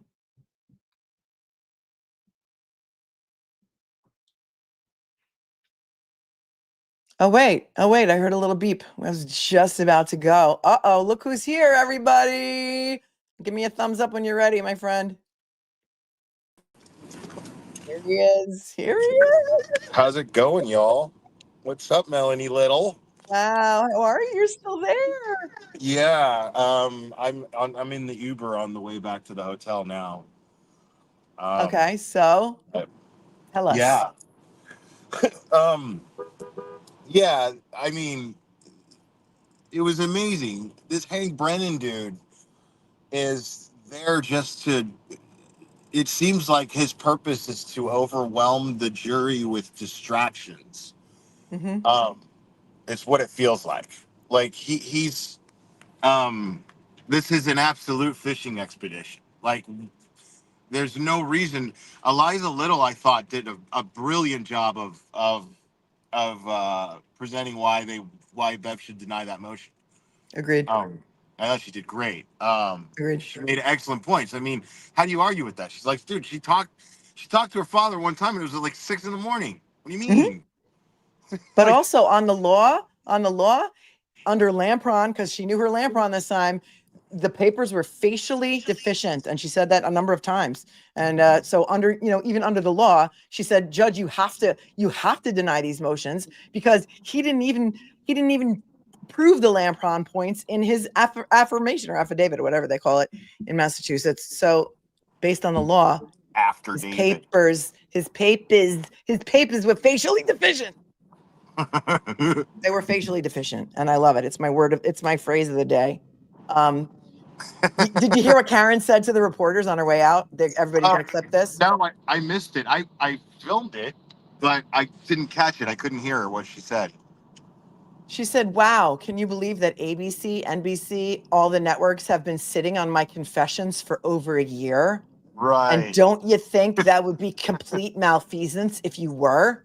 And one of the reporters said, yes, it would. And somebody said in the chat, and then she said, it's an absolute fishing expedition. She walked off, and that is going to be the clip. They're all gonna use that sound clip tonight. Maybe they will, but it's kind of dragging the. But again, they're on her side. They're like, yeah, you didn't confess to us because if you did, that would have been what we published. Yeah. Yeah. I mean, why would they? Right. I mean, you're not very good reporters if you get the the bombshell of the century and you don't use it. Uh-huh. I mean, what about when Yannetti said, dropped the bomb about Marisey setting his text to auto delete every 30 days? Yeah. What was the reaction in the gallery? Oh, yeah, I was sitting next to Meredith and Turtle Boy, and we were just kind of like, what? But there wasn't a whole lot of reaction in the gallery. The gallery was pretty good about. It was a weird gallery. The O'Keeffes seemed very separated. Like Paul was sitting by himself, which is kind of weird, or at least not directly next to his wife. Well, Mr. O'Keefe was in between them at the beginning of the morning, and then I guess he left at some point. Yeah. I couldn't really get a read on what was going on there, but I didn't really pay that close of attention to it. But it was really funny because Aiden, he interviewed. There was like one blue shirt person out there with a box of blue shirts, and Aiden just doing what he does. It was funny. He's And in the like, chat. yeah, Aiden, do you want to come in? it's just very funny. And the yeah, and then this Kim Fair person was there. Not impressive in person at all. We focused on her. We paused on her for quite some time. I pointed her out. I said, if there's this woman, Kim Fair, Andy Dufresne on Twitter, if she's ever terrorized you, here's what she looks like. Yeah. Mm-hmm. Yeah, she was not impressive at all. Yeah, so tell us, was she giving you like the evil eye the whole time, and like was she putting the kibosh on you? Did she have like a little voodoo doll? Was she sticking pins in it? No, no, she was actually smiling a lot. Oh, really? But it was just bizarre. But everyone who like was there to support Karen was always just really, really great and really nice. Um, and yeah, I didn't even know we were just standing out there in the rain for a while there, but yeah, it's going to be really interesting. Because it's going to be interesting to see how Bev rules. Like, it's going to be interesting to see how she rules on this motion for Bill's phone versus how she rules on the motion for Morrissey's emails. So I'm really, really interested in that. Well, it looks like they're already really starting to turn him over. So what I gleaned from it was that Hank said what that it he looks was like. already doing it. He's searching for it. Right. Right. Brennan's looking through them. But so I guess he's trying to be. I guess that's just a thing of cooperation. I guess I don't know, but I don't think Bev has ruled that he has to turn them over yet. I think she has. But, Well, because they agreed to do it. But I mean, she might have, and I missed it. I don't know. Okay. Yeah. All right. I sent it. And yeah. So he. So yeah, he's the one going through them. And he typed in JUD. So I guess to look for anything judiciary. Hey, what's up? Turtle Boy's Guys? here. Hi, guys. It's like it's a thruple. I mean, no, it's like the dream team. It's the dream team. All right. That was a fun I didn't hearing. say that first thing. Yeah. All right. I'm gonna go on mute and let you guys talk because we are so interested in like what the vibe was. We saw Kim Fair. We had to focus on her because she's terrorized so many people in this chat. The bomb that was dropped about Marisey auto deleting his text messages, and then everyone's like, but you know what? Even if Bev doesn't grant this motion, Turtle Boy's got the same motion in front of another judge. So there's gonna be a way to get it. You guys. Yeah, sorry. Auto delete. That's I didn't even know that was a thing that you could auto delete your things every 30 days. Either way, Hank was like, well, we've preserved them since then. And it's like, well, we don't care about the stuff since then. Since you've been tipped off that we know about your murder email, we have no interest in what you've written on there since then. We want to know what was said about the communications with judges, which should, any judge out there he's privately communicated with has to be getting a little nervous, I would think, about that. Wait a second. She got nervous. He said any judge who has ever sat on this case. That includes her. Yeah, that does. And so I want to know what was her reaction when he said that, because we could see him, but we couldn't see her. And I'm like, did she just gulp? Like she looked very interested. Like did she pucker? No, she was like diligently taking notes during that time. Usually she looks uninterested and whatever. Yeah. She was like writing things down. Like she was interested. Like it was odd behavior from her. Like she was actually taking into consideration whatever they were saying. I think she knows there's something very wrong with what Morrissey did.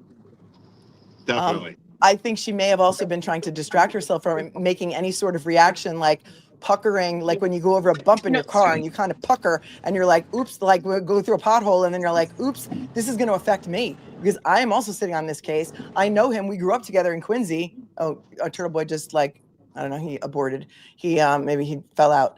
And I think that she may or may not be nervous that it's going to include some of her emails. And perhaps she has been communicating on her private email with him with It's regard to this possible. case. It's possible. And it's all good for them to like rub elbows, but not about the case. Mhm. They can't be doing that. Yeah, there's yeah, to piggyback off of what Turtle Boy was talking about there, she was very, very engaged and everything that was being said. There was also what's his face, the attorney for Gretchen Voss. That guy was just excruciating to listen to. He just couldn't finish a sentence. I was like, We had to put him on 2 times speed. Luckily, we could speed him up. He was a slow talker. He's such a slow talker, like Yeah. Seinfeld. And the whole time I was thinking that too about the trying to get these documents, from these other news sources. It's like, do you think that they're just do you think that they're sitting on a confession, like that they don't like ratings? Like what? Like she said this really salacious thing, and they're just like, no, we're not We going were to hit just that talking about part. that.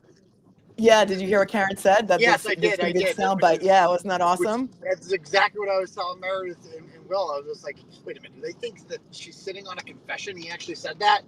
Like, Right. this is, Hank, I will give this, he's much smarter than Lally. Like, he's sharp and, like, organized and he articulates himself well, but he's not working with much. Like, he has to be thinking, like, is it not, like, this is all you're going for? Is like, do you think the dad is going to be beneficial to you and he's going to get up here and, like, this is it? This is your big ace in the hole? Oh. Right. I think I feel like he's they're selling never this. going to call him. They're never going to call him. He would be the best there couldn't be a better witness. Really? For Karen Reed. They're never going to call him. He was pretty insistent. He was pretty insistent. It seemed like he was going to call him. He said it several times today. We're going to call him as a witness. He has to say that to get her to grant the motion. He has to say that. He can always change his mind later. There ain't no way in God's hell that he's going to put Bill Reed on the stand to testify against Karen. There will be no more sympathetic witness. Oh, totally. Mark Better always says that. And I don't know what they're like this whole thing about I want 30 days beforehand to see if there's a pattern of her calling at 1:30. Of course, there's not going to be a pattern at 1:30. Her boyfriend was missing. It was kind of a unique situation. And she called her mom anyway. It was her mom that she called. Yes, he did lie about that. He said that they called him both. No, he only called one, and she didn't answer. And then he calls back at 6:30. And by the way, all of a sudden, phone records now are valid, which is interesting because when Jennifer McCabe's phone records come in, they'll just pay no attention to them. Nicole didn't actually answer the phone at 6:07 and 6:08. It just says that. Okay. Now all of a sudden, phone records matter. It's interesting. Yes. What I thought was very interesting for you yesterday, I don't know if you saw this, but Josh Levy posted something on Twitter yesterday. He made a statement about journalism and he arrested 4 guys for witness intimidating a journalist and they're going to jail. Yeah, Eric LaBarge. I was covering that story before the Karen Reed case. They threw a brick through her window, an NPR reporter who was covering the kingpin of that, Eric Spofford. Look him up. He's like a multi-millionaire who owns like a private jet and everything. I am quite sure he was the target of that. He's the one that actually directed it because the woman was writing like a Me Too type story about him because a bunch of women, he runs a recovery thing for heroin addicts and he makes millions of dollars off it. And he sleeps with a lot of women who are come in there and are in crisis. And so a lot of them started, coming forward and they spoke with NPR and that reporter got a literal brick through her window. And I'm quite positive he ordered it. I don't know if they're ever going to catch him, but the other his number 2, Eric LaBarge, just took a 4-year deal yesterday. But can I ask you? Go ahead. Oh, I just wanted to ask you a question. Didn't somebody hang a giant turtle outside your mother's house? Yeah. The Worcester police have investigated that. And, My spidey senses went off yesterday when I saw this Josh Levy thing, and I thought maybe he was sending you a subliminal message. Who? The person who did it? Josh Levy, like, we Oh, got Josh. you. Look what we just did to these people for threatening a journalist. We got you.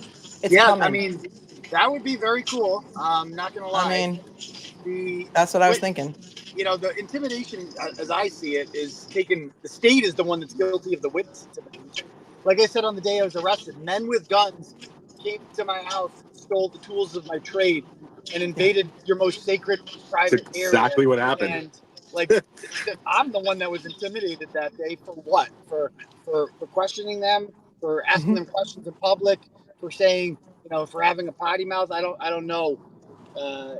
Up until now, I thought this was all protected speech, but they decided. Well, we also know that they imaged your phone within 24 hours, and they kept claiming that they didn't do it yet because, you know, they needed the taint team or whatever the hell they call it. And we know that Brian Walsh got his phones back in 24 hours. So, you know, there's that. So Yeah, they're full of, they're they imaged ducking my liars. phone for the purpose of finding the identities of whistleblowers. Like That's the it. crazy, Yeah, like, they you want know, your sources. oh, we got, you know, oh, this is a gold mine. Who's been, you know, the first thing they probably looked for was what cops are talking to him, who's snitching. I guarantee that's the first thing they wanted to see was, are any members of the state police actively talking to him and feeding him information? And, you know, they had to settle for a Stoughton Court employee. And because like they had addressed it 13 days prior in that email from Morrissey's burner email. Like that's what they were looking for was, you know, like who sent him this? Can we prove it's this woman? We suspect it's this woman. And now look what it's become. It's become part of the Reed case. And will be interesting. I think she's got a big lawsuit. I think she's got a big lawsuit actually against the county, that Michelle Littlefield that they fired. I hope she does too. And Yeah. you know what? So there's a couple of strapping young men and women that have been accompanying Karen to court the last couple times, and they look. I'm like, they don't look. They dress like lawyers. They look smart. And I actually just went up to them. I did something called journalism today. I just went up to one of them and I said, "I'm Aiden. Nice to meet you." His name's Kevin. He's a BC law student. Apparently, she's getting, and that's what David Kennedy went to school. So apparently, she's getting help from law students. Wow. So the Reed team is going to be very strong this time around. You know, much Yeah. stronger than the last time. Something that Yeah. shocked me, you guys, was the first motion that she heard for the Pro Hoc Vice admission of Robert Alessi. Let me tell you that those things are rubber stamped every single day. It's like, oh, you want to come in here, pay the fee, pay the vig, you're in. Rubber stamp, rubber stamp, rubber stamp. And when she started questioning Yannetti about, oh, really? You said that you need him because he has some sort of special skills? What exactly is his area of expertise, Mr. Yannetti? That is never done. Never done. And she looked him up on his website, and he handles Section 1983 cases against governmental entities who violate people's civil rights. And to me, that meant her, in my mind, she's like, oh no, I don't want him on your team. She's like, oh, wait a minute, he's not really a criminal lawyer, so he doesn't really handle criminal cases. And Yannetti was kind of like, he's one of the most excellent trial lawyers out there, Your Honor. Yeah. Like, he's an excellent trial lawyer. We're building our team. We need him.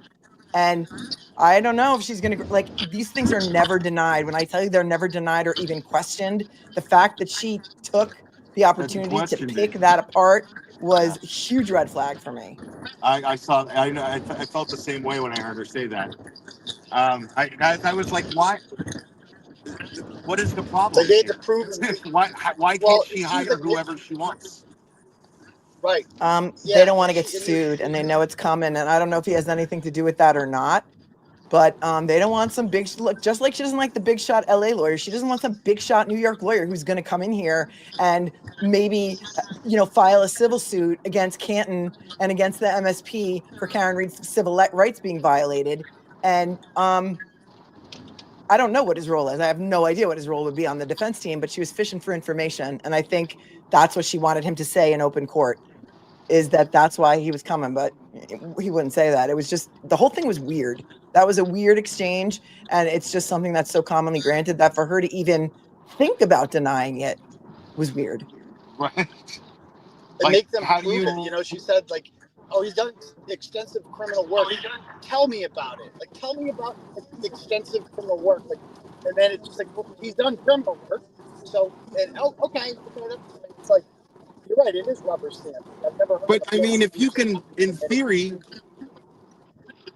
if you can represent yourself, why couldn't I just hire Kramer from Seinfeld to be my lawyer if that's my choice? Why, you know what I mean? Why Well, not? because if he's not admitted in Massachusetts, Mr. Will Glera, if he's not admitted in Oh, Massachusetts, it's a privilege to practice in I mean, yeah, Massachusetts, Mr. Glera. he has to It be has, allowed to practice in the state. Sure, I get that, but well, that's what the but I motion is mean, for, just to allow him to come into her courtroom. It's privilege oh, okay, because he's not right. I because But he's like, understand. admitted but only if in he New was York. licensed in Massachusetts, it wouldn't Oh, then matter she what would his have no say. background is. It would So have. you have to If he be was what he licensed in has. Massachusetts, it wouldn't matter. So you have to like have a Gotcha. Massachusetts lawyer sponsor you. You have to pay the $355 fee, and then you have to get a judge to sign the order. And the Massachusetts lawyer says they're going to work with me. I'm going to supervise their work. And then you have to provide a certificate of good standing from your bar association or your court administration. Like I would have to show them that I'm a lawyer in good standing in New York. And it's a process. It's a way for them to collect money. But also, if you're not admitted to the bar of Massachusetts, you got to pay, and then they have to approve it. But it's very never, ever, ever not granted. So it's just so weird. Boy, that Liza Little is very sharp, huh? She did a great job She today. was great today. Yeah, I thought she did a great job. She's so Great. articulate. Like she lacks the flair, obviously, that Alan Jackson, has. But she's in when she's just reading and in written form, she's just as good. Like she was I great know. today. And she You know? sounded just annoyed enough, like just Yeah. annoyed enough in her delivery, because she was just kind of like, man, she had this very not so subtle hint of, what are we doing here still? This is ridiculous. Yeah. And I love that about her, Yeah. because it's clear that what they're doing, and so Hank Brennan can get up there and be as articulate as he wants, but at the end of the day, it's just a distraction and it's a desperate move. Hank Brennan is basically, by the way that he's prosecuting this case, he's basically through his actions telling you that he thinks she's innocent. You Right. know, like Right. it's Except insane. everything that he got up today and said was like, she absolutely did it 100%. And we have confessions and we're going to get him. And I don't know. No. I mean, he What tried do to you make do us here, think that. Gary? That's, Us at home, that's what we thought. I mean, through his actions is what I'm talking about. It's like, trying to look through Bill Reed's phone and then calling him up as a witness. Why would you do that? That doesn't even sound like a smart thing to do. You know at what I least mean? at least he sounds like he believes in her guilt. Like Adam Lally, what always struck me about him in the pretrial stuff was that I'm like, are you guys ever going to make a case here? Like, you don't even sound like you believe that she You're did right. this, He was like with the backpack every day, like hunched over like the guy from Despicable Me, I interviewed him on the Oh way my to God. court. I'll post my little clip, and I just asked him, I'm like, so does Hank need a sandwich? Does he like his water with a lemon or without? You interviewed him today? Yeah, on the way in. It wasn't much of an interview. It was just me asking questions and him ignoring me. Water But boy. He's water boy. yeah, it's just like, how, if you're him, how is that not just a ritual of humiliation? Like, you were bent, you were inadequate, and you're still here. You have to sit here with your manila folders doing nothing. Well, this guy Hank comes in, does the job that they trust him more to do. He's there. He's What if carrying the any briefcase. sweetener would you like? What if any sweetener would you like for your coffee, Splenda? Or Will, we have a request for you. Will, look at the screen. There's a request for you from Romy. She wants you to say this needs to stop, Marisey style. Oh. Thanks, It Romy. needs to stop. It needs to stop. Needs to stop. Thanks, guys.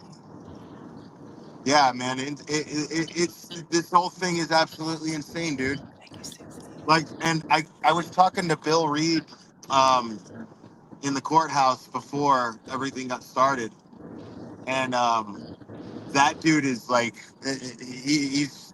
he knows what he's doing. Like if he comes off to you as the strong silent type, you're correct, because he's thinking. That's what he's doing when he's not talking. He's thinking. He's laser and focused too, right? Laser totally, focus. like he gave me the whole history of Michael Morrissey back And, there, like in and the. you know who's It got was jokes? wild. Janet Reed had jokes today. On the way into court, when they pulled up, I go, "Give me your phones." You know, as a joke, like, "Give me your phones," and she goes, "I destroyed it at a military base." They're really like they're like the parents of America. They're like the loveliest people, really so They are. genuine and generous and kind and warm. Like it's really, and the way he made it sound like what 40-something-year-old woman would call her mother at 1:30 in the morning. That's ridiculous. And we were Loves all their parents. the ladies in the chat were getting pissed. They're like, I call my parents at all times of night and I'm in my 50s. Yeah, They're dude. saying, Yeah. Like, it's suspicious to you that they have the kind of relationship that if she's right, having problems with her boyfriend in the middle of the night, she can call her dad or right. talk to her Yeah. mom. Yeah, that's Call her mom for suspicious to advice you. to say, do you think it's okay? I'm pissed at John and I want to leave. Do you think it's okay for me to leave Kay home alone because she's Right. only 14? Like, tell me what No, you I think I do. should do. If there's going to be a blizzard, I don't want to stay. He's not answering me. I'm mad. That's Yeah. an absolute parent call. Yeah. What would you? Yeah. What would you do if you were me? You know, am I a dick if I leave? Right. Like, like he's doing it again. We've talked about John's drinking before. I don't know. What should I do? Am I like? Is it my responsibility? Like, you call your mom. It's nice that they have a relationship like that where she feels comfortable asking her questions like that. Most people would think that's a healthy thing and a good thing that a lot of people should strive for. But apparently can't relate. I don't know. Also thought it was ridiculous that she could possibly be sipping water at the waterfall. We had to rewind that 4 times to listen to it 4 times. Really? Yeah. Really, dude? Like, it's Even like, when I'm drinking, I have water, like at the I'm table. always And as a, hydrated. I always have a right, water like, back. Like, I'll have what I'm right. drinking and a I water back. always ask for ice water. I'll have my whiskey or my beer, but there's always water. Like, how is that not? How is that weird? I don't get what he's trying to prove there. I don't get it either. That's what I mean. Is he knows that he has nothing solid. He has to know that she's innocent. Like, what he's going for, you can't even call. He's prosecuting a case where you can't even call that. They can't even call the lead investigator to the stand because Can he they? Is that can't be real? Are they investigating. really not going to call Proctor this time? Is that a fact? Yeah, yeah. I don't think they will. I think they're going to. He said it's incredulous. It's incredulous to sip water at the waterfall. It's incredulous. It would be incredulous to think that she was sipping water at the waterfall. We literally rewound it 4 times. Incredulous.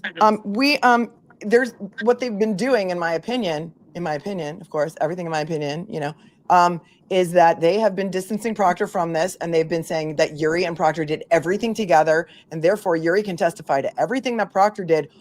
And that's why they had him introduce the inverted video. But then when they tried to say, "Oh, isn't this Michael Proctor's handwriting on this evidence envelope?" He's like, "I have no idea what his handwriting looks like." So, they made him. He went from lead investigator to like customer service representative during the course of that trial. They do that in the first trial? Right. Why? They kind of did, remember? He was like case manager. Yeah. So He was like the guy that answered the phone at Celebrite, like whipping. Like he was so demoted during the course of that trial. It was emasculating. Yes. So why'd they call him in the first trial then? Like, why, if they could have just done this whole thing where you call Buchanan up to speak for him, why did they call Proctor? They knew those texts were going to have to be aired. Why would they put themselves through that? Well, it was stupid of them to do it, but they did it. I think Adam Lally in his infinite wisdom wanted to get ahead of it, but he should have waited, and dared the defense to call him, because it's harder to call Proctor as a defense witness in your case in chief because you can't cross him. You have to treat him like a direct examination. That's hard to do when you really, it's a defense, it's a prosecution witness. Where Lally could have waited if he needed him on rebuttal, he could have waited. But Lally's whole strategy was, I'm going to call every single person who ever walked by 34 Fairview in the history of the last 20 years, and put them all on the stand in no particular order, who have nothing particular to really even add here. Kurt Roberts is still my favorite witness. I don't understand that. Which one? Kurt Roberts, the guy that was at the CF Kurt. for 5 minutes. and they asked him what kind of beer he drank. Like that was still, I don't get where he was going with that. It was No, the Camaranos, like who were just looked like scared shitless and they wanted to cry, and I felt horrible for them. They provided best. nothing for the prosecution, nothing. The Kolakitases provided. They were the only good best. thing for Karen. You know? They were amazing. Yeah. I mean, right? And he was like, I got home and my wife said to me, I wish you would treat me like that. Why don't you treat me as nice as he treats her? Yeah. But the best thing about Kurt Roberts' testimony is that he said, I knew if I didn't shovel that driveway, Carrie was going to come home and she was going to be in a mood. That was my favorite part. She was going to be in a mood. Boris both crapped on their girlfriend.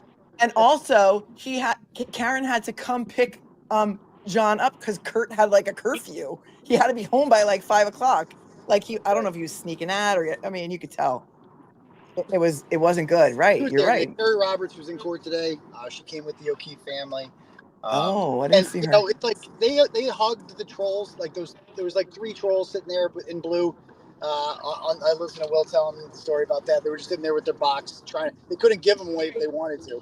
But yeah, they like hugged them. It's like, I just don't understand why they want to be associated with people like My that. foot was accidentally touching the box of shirts, and she was like, "Excuse me, sir, but your foot is on my property."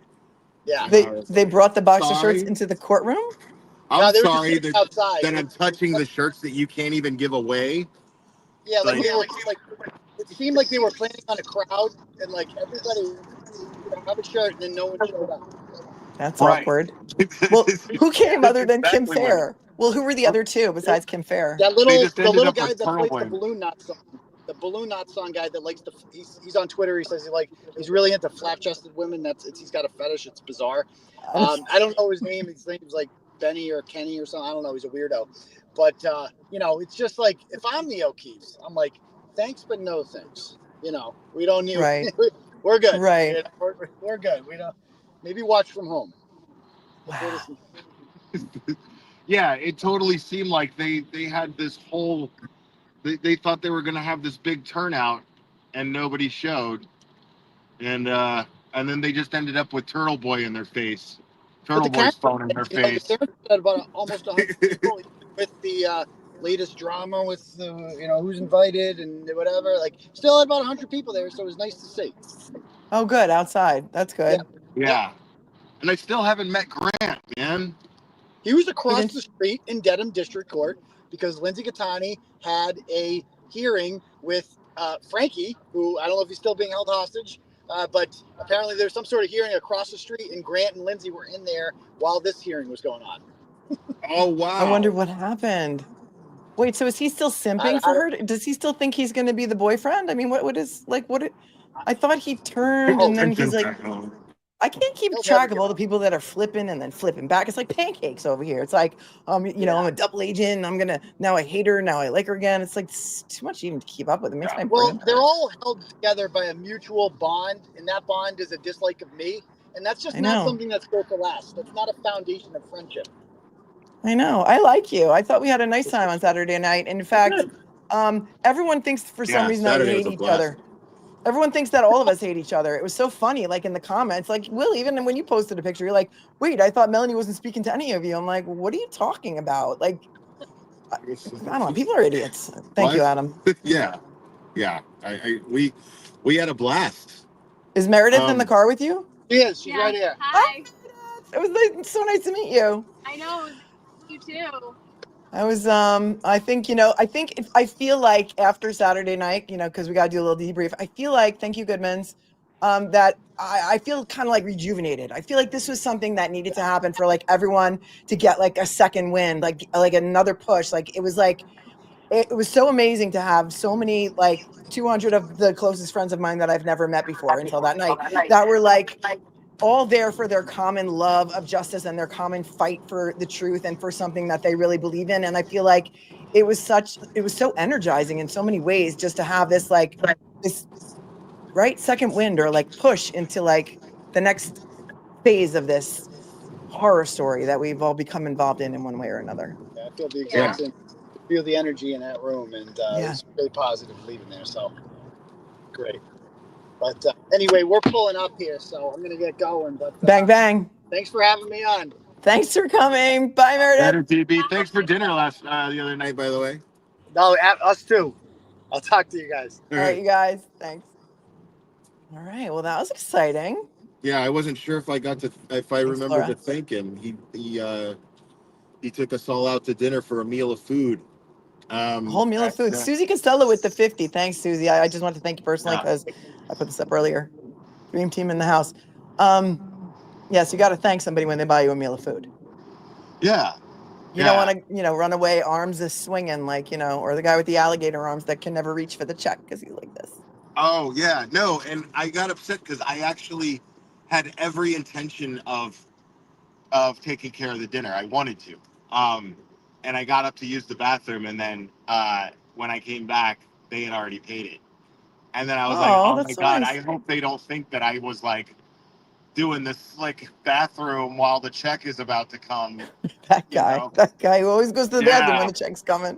No, I actually wanted to pick up the whole check, but Turtle Boy, he wouldn't have it. The way he sees it is that, we come out there and, so Yeah. it's I like, mean, it's their way, Meredith, and his way of saying thank you for traveling to support, I know. And we did it. We did it. We made the trip.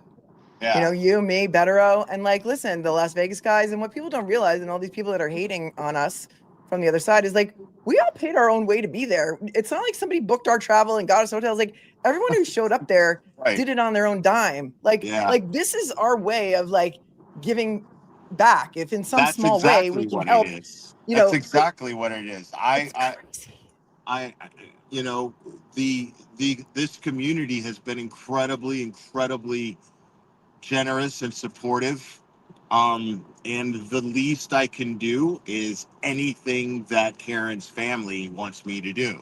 Mhm. Right. That's within my ability to do. Right. So, okay, a fundraiser because she's $5 million in debt for a defense. I know. Because she's defending herself against a corrupt local government. Mhm. Yeah, sure. Not a problem. I'm happy to go out there and do that. And for some reason, people wanted to meet us. Like I'm still freaked out by that people would actually want to meet us. But That's it's like, my whole thing is like if I that just helps, can't wrap. I can't get okay, used to that. Yeah, I'll take pictures, whatever you want. Like, sure. I'm here for it. That's my whole thing is like I that concept always escapes me because I'm just not used to it. But I know, me too. They are every time I'm here. Everyone is amazing, like amazing, so Right. nice, so So kind. nice. Yeah. So yeah. Again. So then, uh, Karen texted me and asked me if I had gotten back safe and if anybody had checked on Bettero. Really, you're gonna say that because, dude, now they're gonna want your phone. And then that's fine. No, her proxy, her security guy, has texted you. The drive. I don't know. I'm just saying. You're already. It's too late. It's too late. You can not keep a secret. I'm just kidding. What? Anyway, What? she said that to come to the hearing and go in with her parents. But I was like, yeah, because I had missed my flight. Oh, you did? Yeah, she was. Why am she I was not saying- surprised? She was just being kind and saying, saying thank you for coming and that's all it was. She was just being kind and saying thank you for coming and hope you made it home safe. And I was like, I missed my flight. And then then she was like, well, you might as well just come to the hearing. Yeah. And then I was like, you know what? Courthouse. Okay. I thought about it, and then I changed my flight again. So yeah. And so I stuck around. So nice. Yeah. Yeah. So nice of you. I mean, it was good that you got to go there today and, and be there. Yeah. Show more support, talk to the supporters outside. I mean, there was like 100 people outside, Turtle Boy said. Yeah, give or take. It was, yeah. I mean, there was more people at Turtle Boy's thing the last time, but it's raining today, right? It's because it was rainy. Yeah, it was just very rainy. But but there was still, I mean, there was the, no matter what support that she always has was out there. Scott McGinnis, Tom CPU, you know, all of those wonderful people. And they were all, yeah, they were just great. So of course, you know, you hang out and say hello and take pictures and stuff. And then we went into the courthouse, and yeah, talking to Bill was awesome. Bill was saying that they watch all of us, all of our channels. And just to give you a little insight as to how Bill thinks, Bill is like, we get all the different angles. So even though everybody's kind of talking about the same thing, we're getting a different angle and perspective from each YouTuber. And almost every time somebody says something, it's like, oh, I didn't even think about it that way, you know?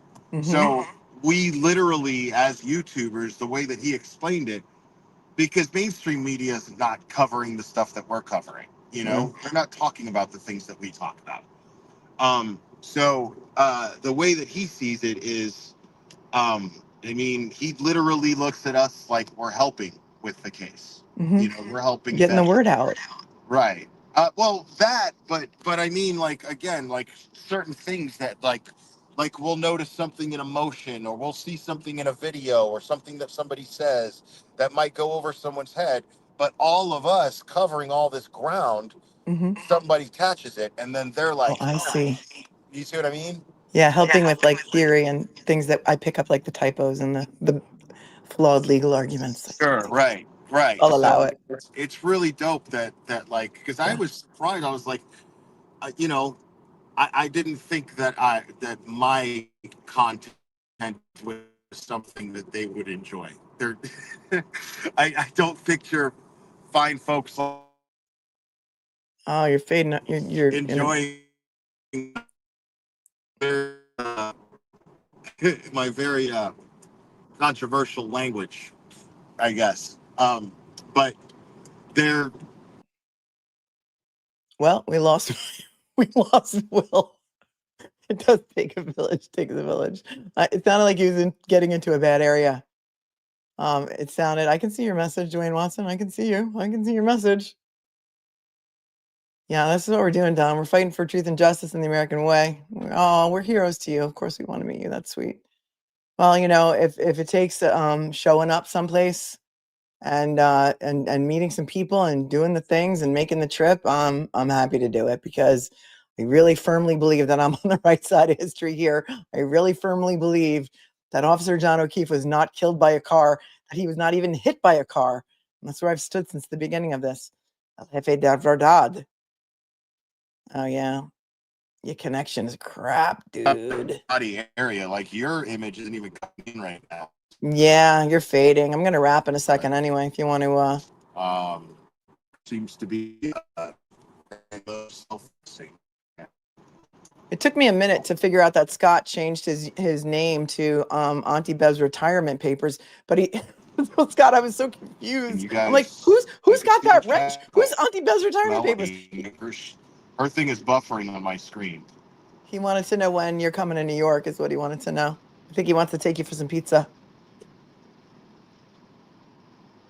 Did you hear me? Scott wants to know when you're coming to New York, because I think I'm he gonna wants you to jump get some off pizza. because Okay. Safe travels.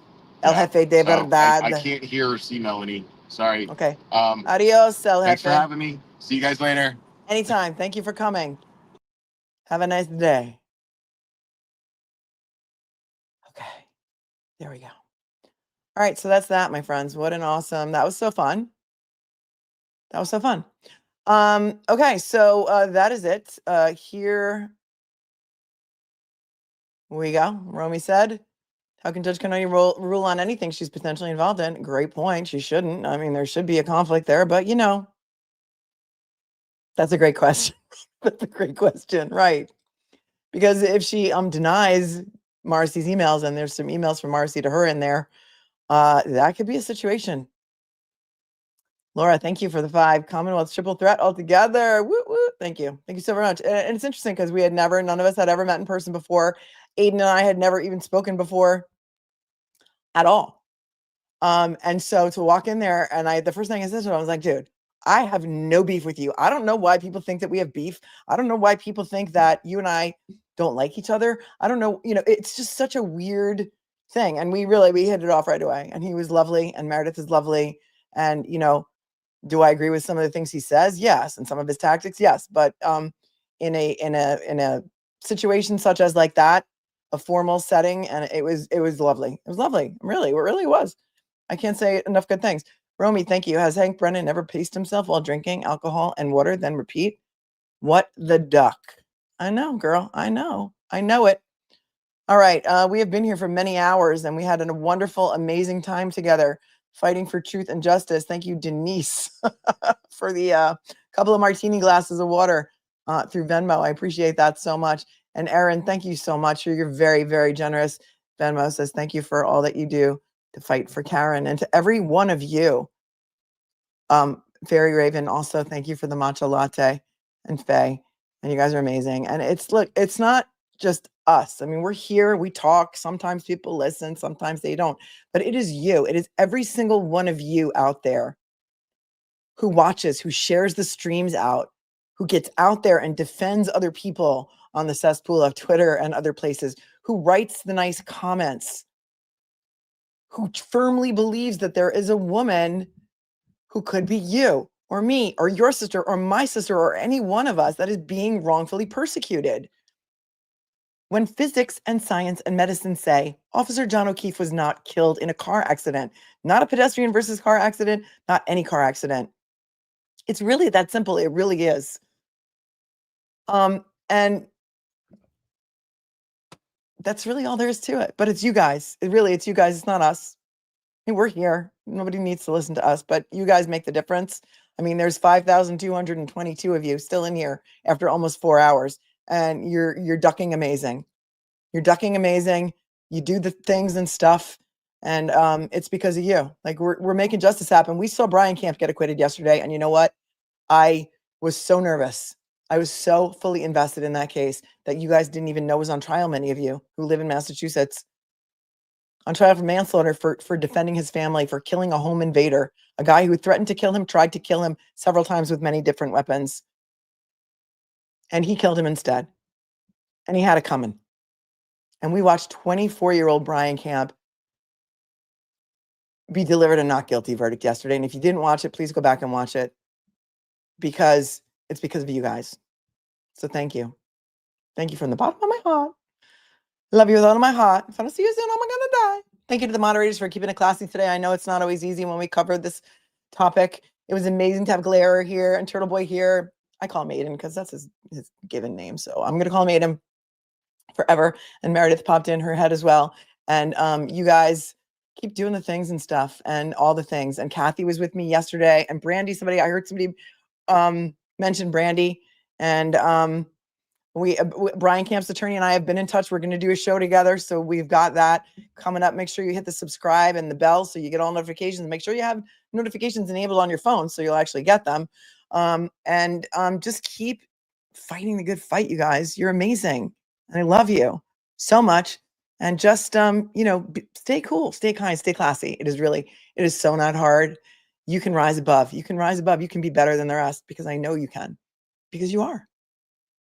Peace, everybody. I'll see you real soon. I appreciate each and every one of you.